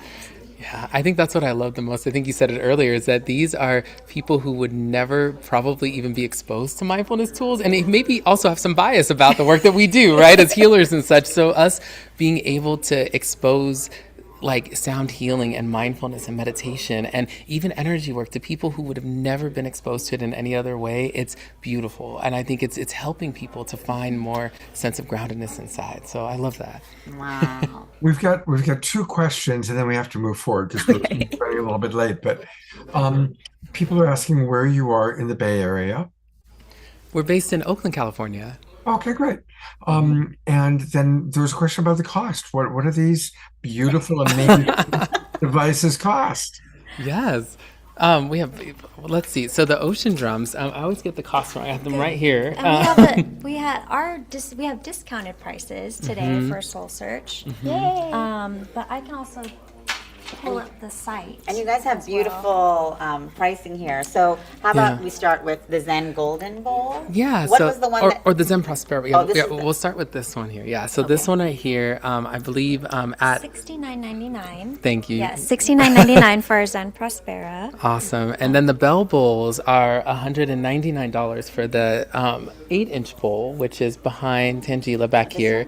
And then the actual, yeah, it's heavy. So this one right here, and then the 10-inch bowl, which I was playing and I lost it. I don't know where that thing went. But the 10-inch bowl is $212 for that one. And then the ocean drums, this one is $105 from the ocean drum from Remo. And then the larger one is, I believe, it's 159. 159, and that's for the 22-inch drum. I have one and it's I amazing. have to say that's far less than I thought. That's what a lot of people God, well, you won't be able to say. meet them tomorrow and try them out yourself. Maybe I'll give myself a drum. Yes. And accessibility. Oh, there we go. And accessibility was a big thing for us. Is that normal singing bowls of this weight and size are much more expensive, and because we actually source them and make them ourselves, we actually can provide them at costs that are more reasonable. Well, here's the way to do it. And I just gave them my email address. Yay! Thank you, Scott. It's zenprospera.com. ZenProspera. Zenprospera.com. And that's where, of course, right away put in your email address so you get that discount. And that's where you can learn all about their different bowls. And it's a beautiful website, really beautiful. Thank you. Thank you. Of course, these bowls are gorgeous, and I'm really looking forward to meeting you tomorrow. And maybe I can sit where she sat and get the Oh yeah, we'll get the whole experience. whole experience. Scott. This is the most of the experience I've ever gotten, and I want more. Fantastic. Thank you so much. We're going to go to our prayer time, and then we're going to come back to Tangela for our final guest, the wonderful Dennis that we all love. Thank you so much, guys, and thank you, Thank Tyrone you. and Thank Tiffany. you, Tangela. Thank you, Scott. Thank Thanks you, for having everyone. us. Absolutely. I look forward to meeting you tomorrow. Absolutely. All right. I'm the one. All right. Well, it is time for prayer. And boy, do we need it now more than ever. So I'm glad that Tiara is with us. She's back after taking a little bit of time to rest and heal. And of course, the other member of the dynamic duo, Desiree, is with us. Well, she's also with it. And I'm going to turn it over to both of you. Thank you. All right, taking a nice big breath in through the nose, out through the mouth. I can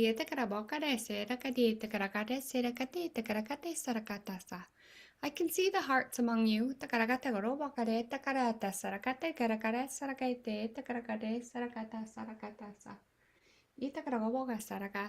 I see the stars that you came from, and I can see where you're headed.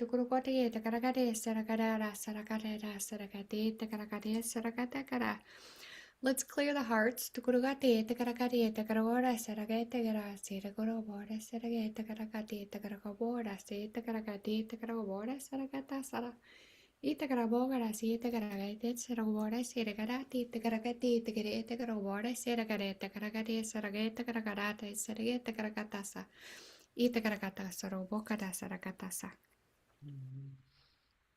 And in this beautiful, clear, healing space, our bodies ring clear as a bell, making more room for love and light, more room for joy. For as we carry the joy, allowing that in for ourselves, so we get to emanate that frequency out. And that while the world is shifting, we allow ourselves to expand and grow, to receive more love. And sending this out into our field, also praying for the physical healing for those in our Zoom room and beyond. Again, wrapping ourselves in this love and light, deep, deep within as it spreads out. And we know and we trust that all truly is well, will be well.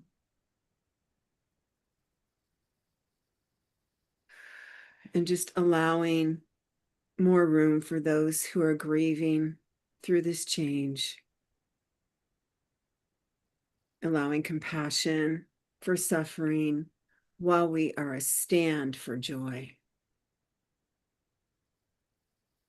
And we send this love out as peace throughout the world and beyond. So it is. Just have a couple minutes of silence. Everybody can pray in their own way. I'm going to go to gallery view. So just putting forward any individuals that you know that need extra love and care, or yourself, or our awakening world.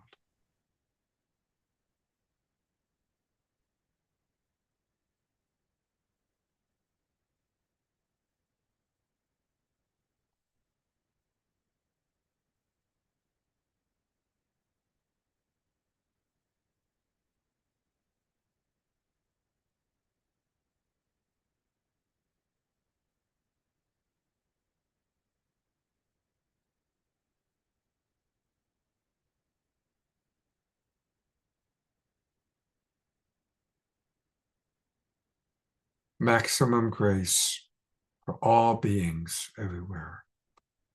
And maximum grace for our beloved Global Peace Tribe family and our friends and all those in our orbit.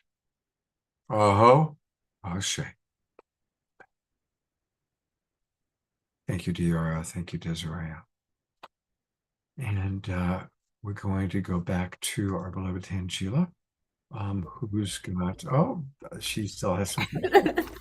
I was doing a prayer with you guys. Oh, thank you. Okay, I'll take a moment to train. And here we have Dennis. So Dennis, are we going to go over to your booth?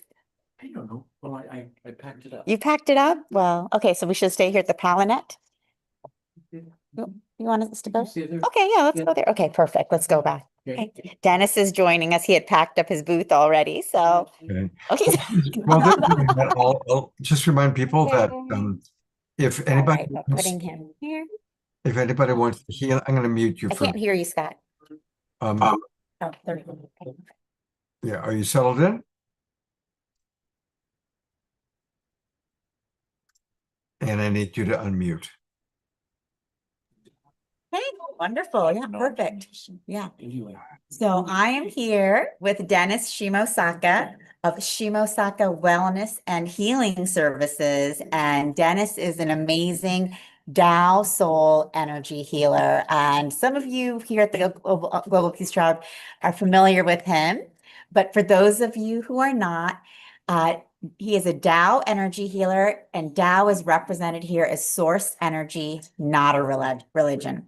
So if you're experiencing any trauma, pain, sickness, or challenge in life and are searching for an alternative solution, this may be your solution, because you can experience the power of pure source Tao energy healing.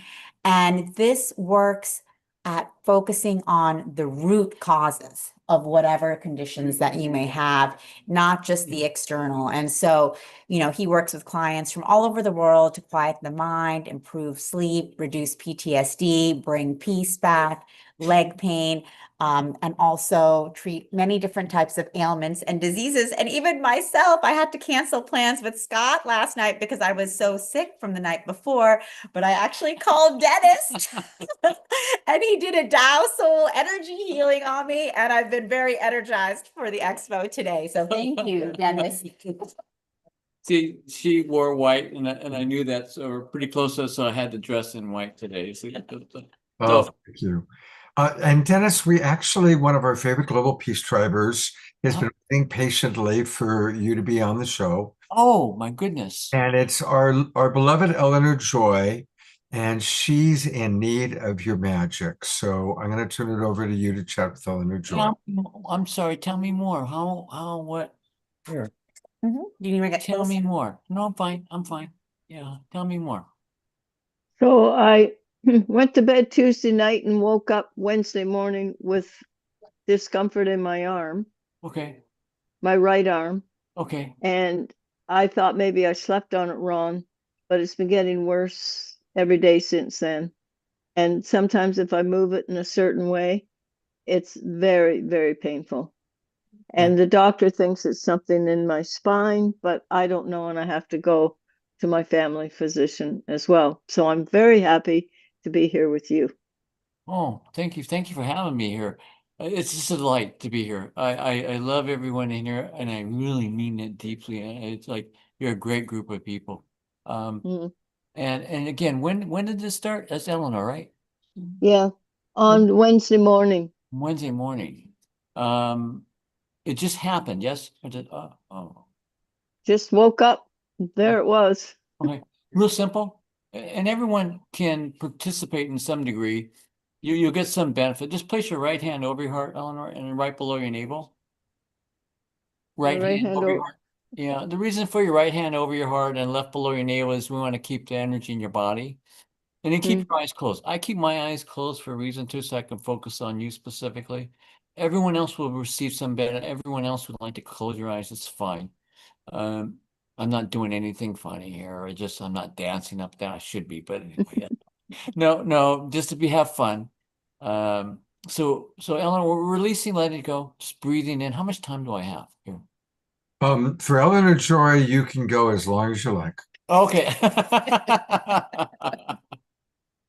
Okay, I'm sorry to laugh. This is the end. I've been up here since 7 o'clock in the morning. I know, he's, So yeah. but you don't have to. No, give no, me I'm fine. I'm fine. And I haven't even had a lunch or a dinner. No, I'm okay. I'm fine. I'm fine. I'm having a great time here. And so just place your right hand over your heart, left below your navel. Just breathe in, breathe out. Kind of focus in on your body. We're grounding you, Eleanor. We're grounding your body, releasing, letting it go. Releasing, letting it go. Grounding your back, your body, your releasing, letting it go. Just breathing in, breathing out normally.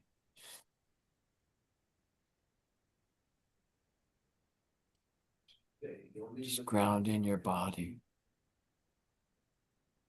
So I'm going to count to 5. 1, 2, 3, 4, 5, Eleanor. Just breathe in. And then you're exhaling out 1, 2, 3, 4, 5. This is not a breath work. This is breathing in a high frequency energy light, Tao healing light. So just breathing in 1, 2, 3, 4, 5. If that works, if 4 is fine, we'll just do 4. And then we're exhaling out 1, 2, 3, 4. Breathing in 1, 2, 3, 4. Exhaling out 1, 2, 3, 4. Breathing in light. Breathing in 1, 2, 3, 4. Exhaling out 1, 2, 3, 4. Breathing in light. Breathing in 1, 2, 3, 4. Exhaling out 1, 2, 3, 4. Releasing, letting it go. Breathing light. Breathing in 1, 2, 3, 4.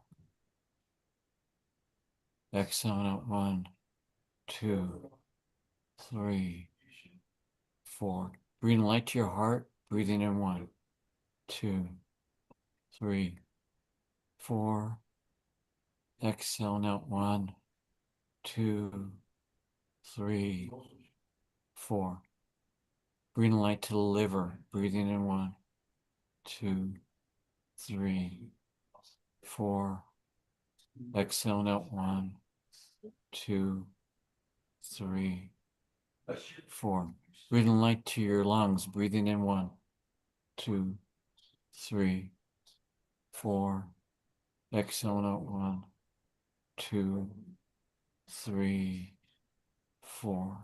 Breathing light to the brain area. Breathing in 1, 2, 3, 4. Exhaling out 1, 2, 3, 4. Breathing light to your spine, spinal cord. Breathing in 1, 2, 3, 4. Exhaling out 1, 2, 3, 4. Breathing in light and putting spaces in between all the vertebrae. Breathing light, breathing in 1, 2, 3, 4. exhaling out 1, 2, 3, 4. Breathing light to all the back muscles and nerve endings. Breathing light, breathing in 1, 2, 3, 4.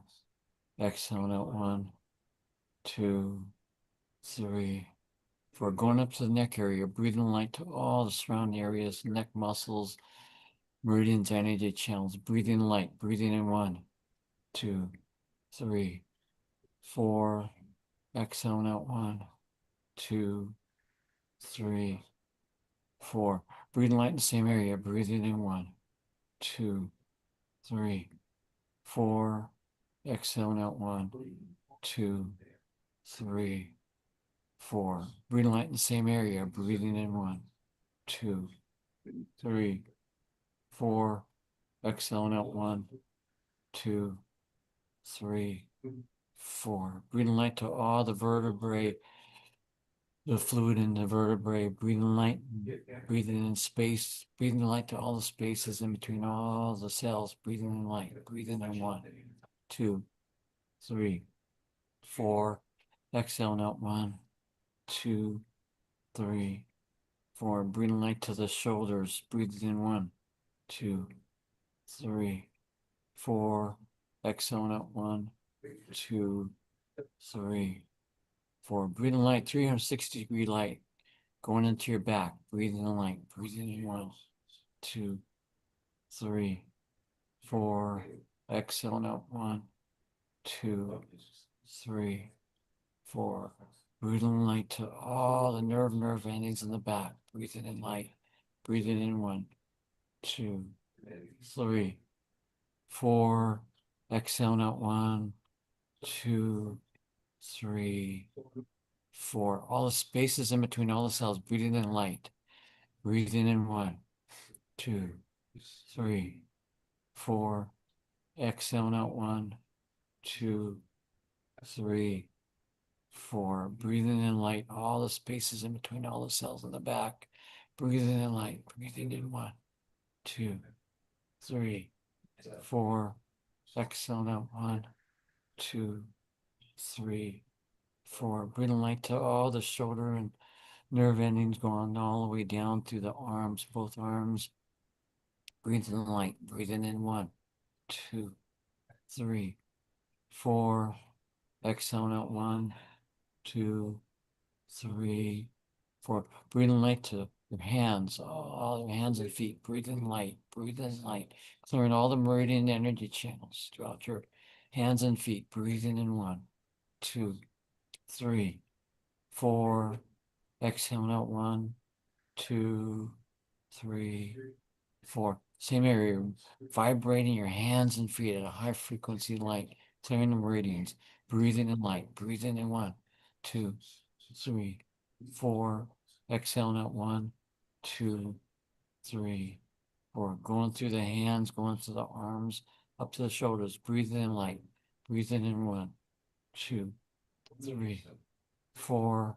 Exhaling out 1, 2, 3. We're going out to the neck and shoulder area. Neck. Breathing light, all those areas. Breathing in 1, 2, 3, 4.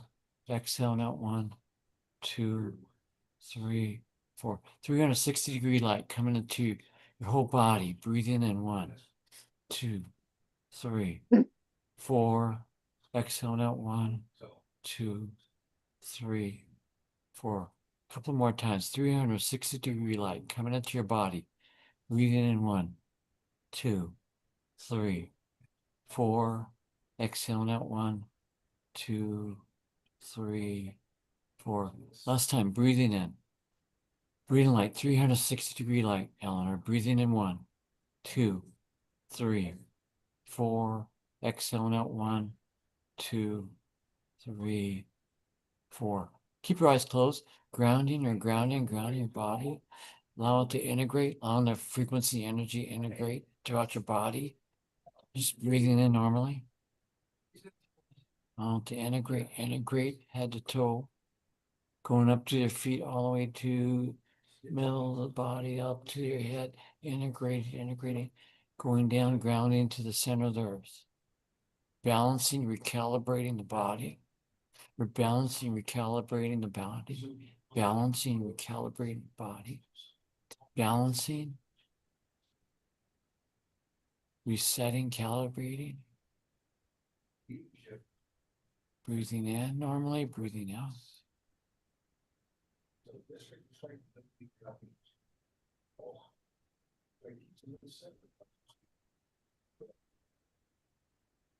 Breathing in, breathing out.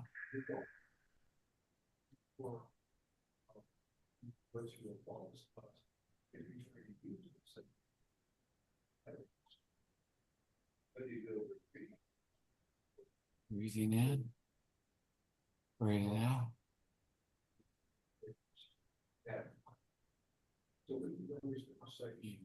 A couple, 3 times. Take a deep breath in, Eleanor. Exhale out. Take a deep breath in, Eleanor. Exhale out. Last time, take a deep breath in. Exhale out. Anytime, open your eyes.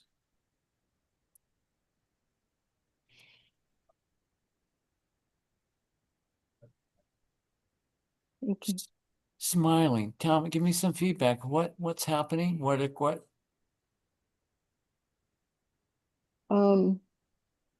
The pain is still there, but within myself, I feel lighter, and I can keep doing that exercise. So I appreciate that. But what's the pain level where we started, or what's the difference, I guess? I think it's down a little bit. Okay, that's a good plus. Yeah, I'm moving my arm more than I was earlier. Okay, so that's a plus. Yeah. But I can still just feel it all the time going down. But this movement is greatly improved. By how much, or significantly? Yes. Yeah, Okay. because I did this last night. I put something from the front seat to the back seat in my car, and I thought I was going to die. Okay. Okay. It was very serious. Okay. So it looks like I'm doing that now. Oh, good. Okay, so you Yeah. see noticing a So noticeable improvement over the list, this 10, 15 minute or whatnot. yeah. Okay. So it's still constant, but I got more range of motion now. Okay. So that's good. Yeah, well, let me kind of explain that a little bit. The constant range in motion that you're receiving is the very first step. Okay. And that's important. And important to recognize is that that's significant. Because what you Yeah. said just minutes ago was you couldn't basically do this earlier That's yesterday. right. Now it's without medication or anything. It has changed. I Yeah. did take a prescription pill earlier today. Yeah. But weren't able to do that earlier, how were you? Or how? That's It right. changed. No, Yeah. no, I couldn't do this Okay. before. Okay. Yeah. So just want Yeah. to recognize a lot of people they go into, this practice sometimes is hard to recognize that it occurs and the power of it, and it happens and almost in a snap of a finger. What occurs, and let me kind of explain for everyone on the call. So has anyone in the call received or felt something else? Did they have pain, and did you felt? DR says dizzy but good. I'm Uh, sorry? Is he? Okay. DR said a little bit dizzy but good. Okay. Um, uh, I'm scanning. Well, most people are really focusing on Eleanor Joy, to be honest. Okay. If anybody else had uh, experiences, pop it in the chat box. Oh, okay, they're coming in now. Luna said that her anxiety reduced significantly. Okay. Carol said her stubbed toe feels much less sore now. Okay. Jeff Bailey had release in his back and foot. Okay. DR says, Dennis, your work is subtle and yet profound. Thank you. Thank you. But just note, Eleanor, what happens in the curves is that the message that we changed was from the soul level. And so it sometimes takes a while for the physical body to stop the pain. And so, but the range of motion is the very first key to notice is that it changed. Yeah. Okay, which is Yeah. significant. And then the other part of it is everyone else in the room. This is a group healing I do a lot of, is that a lot of people, we can focus in on one person. However, everyone in the group may receive a benefit. Aren't you lucky? All those people in here and the other ones that didn't attend. Oh my gosh, aren't you lucky? Bonnie Russell is saying calmer emotions, yes. and George Noble saying I feel better too. Yeah, absolutely. That's fantastic. But Eleanor, I think you have my number. Connect with me anytime in the next couple of days. I have some other solutions for you on how I work with people a lot of times on this, and they experience exactly the same identical symptoms.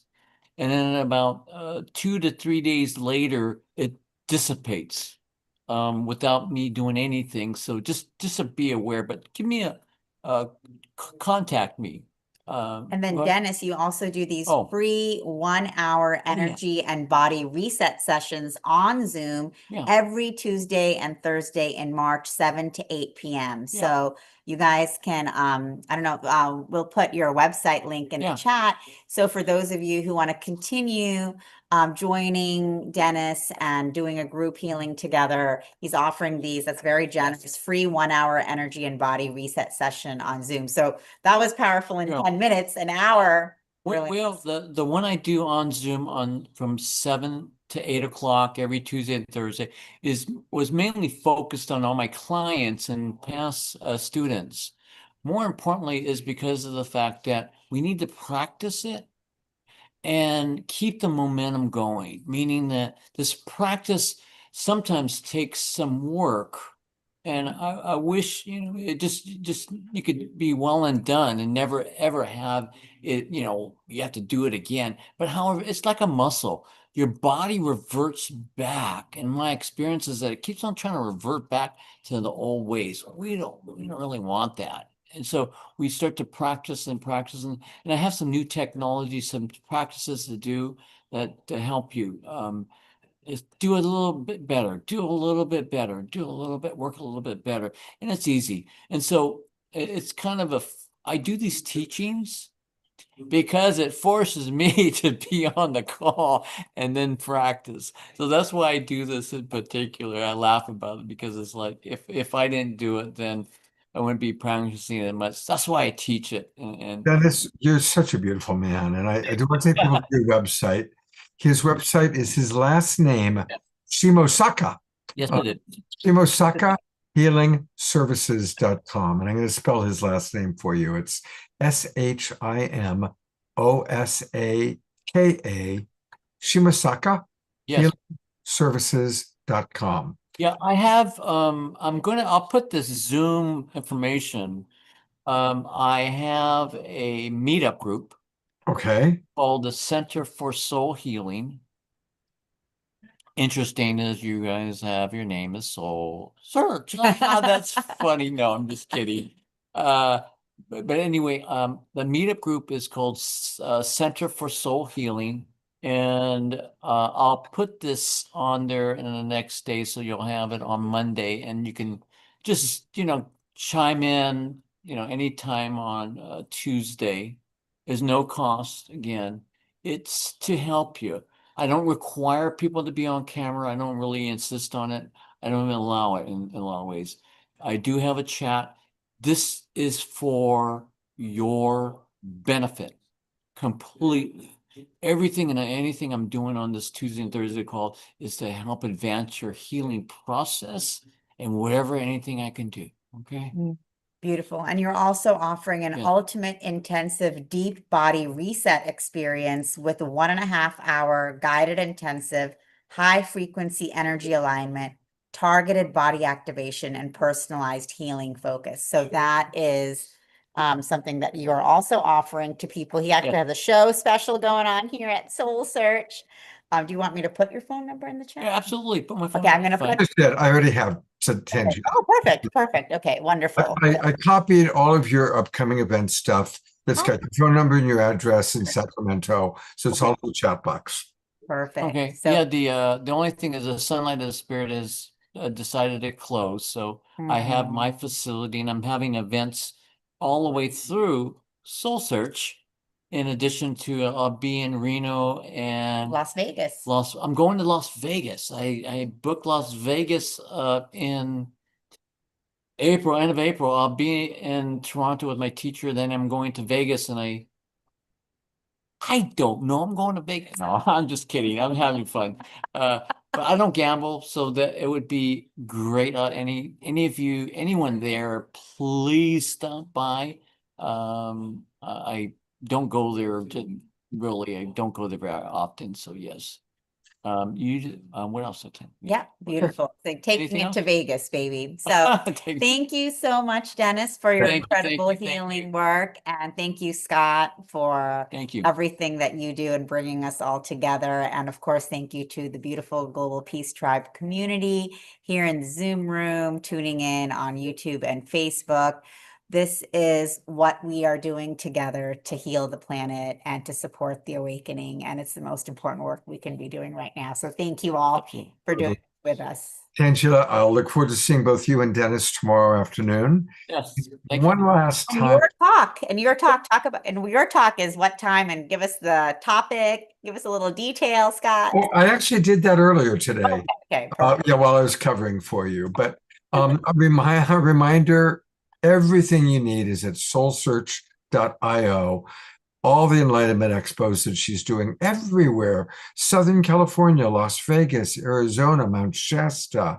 And of course, tomorrow, she and the Enlightenment Expo is in Dublin, Pleasanton, and there's going to be a lot of wonderful things happening there. And my talk will be at 3 p.m. in the afternoon. So definitely check out Soul Search TV. Thank you so much, Tangela. I love you, and I'll see you and your wonderful friends tomorrow. Thank you so much, Scott. And for those of you who can't tune in and come in person and join us in Dublin tomorrow, you can watch Scott's talk live on the Soul Search YouTube channel as well as on Soul Search TV. So definitely, and all of our amazing speakers, you can tune in on the live stream. So definitely do that. And we look forward to connecting with you guys again soon. But we're, of course, always connected together in this field of love. So thank you all. Thank you. Love you guys so much. Bye. Well, we are almost to the conclusion of our evening. I do want to remind everybody that starting 4 weeks from tonight, I am going to be teaching my relationship mastery course. Jeff Bailey, who's with us, has actually taken that course multiple times, and I'm going to be teaching it with Katrina Valancourt. That starts 4 weeks from today, Saturday, April 11th. And for people who register early, there's a bonus class on Saturday, April 4th. And for more details, just go to lovecoachacademy.com. Lovecoachacademy.com, and that's where you can learn all about the course. We are going to be doing a free introductory, and I want to appreciate all of you who took that class last week. It was really fun to have you all there. And again, you can get all the details at lovecoachacademy.com. You can also fill out this little questionnaire that we've put up here, and that gives us a little bit of information about you and what you're looking for. And if you scroll down, after you've taken the first step, you can learn all about the different classes and courses that we've got going on. So I'm moving more and more into getting my work out there in that way, and would love to include some of you in that. It's been a beautiful evening. Thank you to all the soul searchers. And we are going to conclude with the Alpha and Omega Man. All things begin and end with Omashar. And here he is.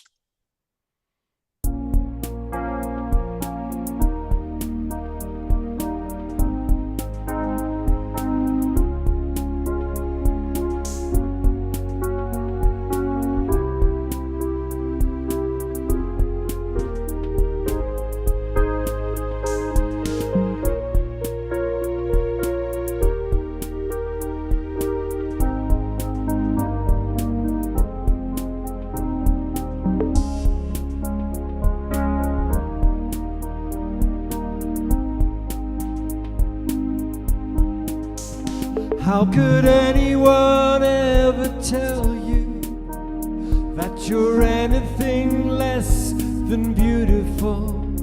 How could anyone ever tell you you are less than whole? How could anyone fail to notice that your loving is a miracle, and how deeply you're connected to my soul? How could anyone ever tell you you are anything less than beautiful? How could anyone ever tell you you are less than whole? How could anyone fail to notice that your loving is a miracle, and how deeply you're connected to my soul? How could anyone ever tell you you are anything less than beautiful? How could anyone ever tell you you are less than whole? How could anyone fail to notice that your loving is a miracle, and how deeply you're connected to my soul?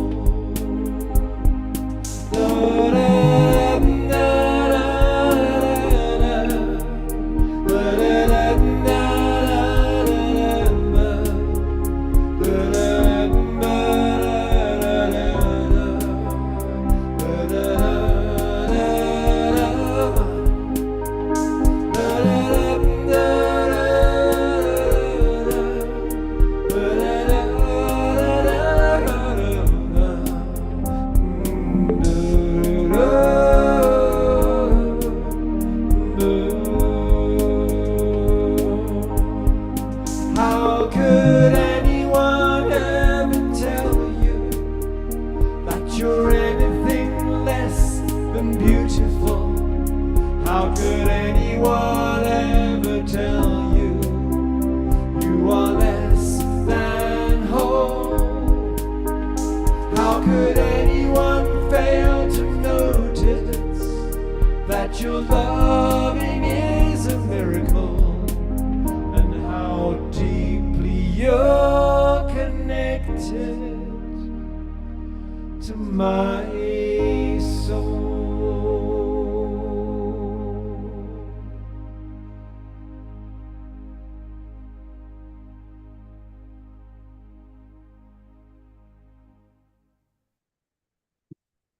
Such a beautiful song. Thank you, beloved Omashar. Absolutely beautiful. And let's all remember our own inner beauty. Let's carry that in tomorrow. Let's make it a very sacred Sunday by choosing to see the divine in all. And I hope to see all of you at 3 o'clock tomorrow afternoon. I'll send out the link one more time in an email. And Omashar, thank you so much, brother. Much love, everybody. Have a beautiful rest of the evening and see you tomorrow, hopefully. God bless and namaste.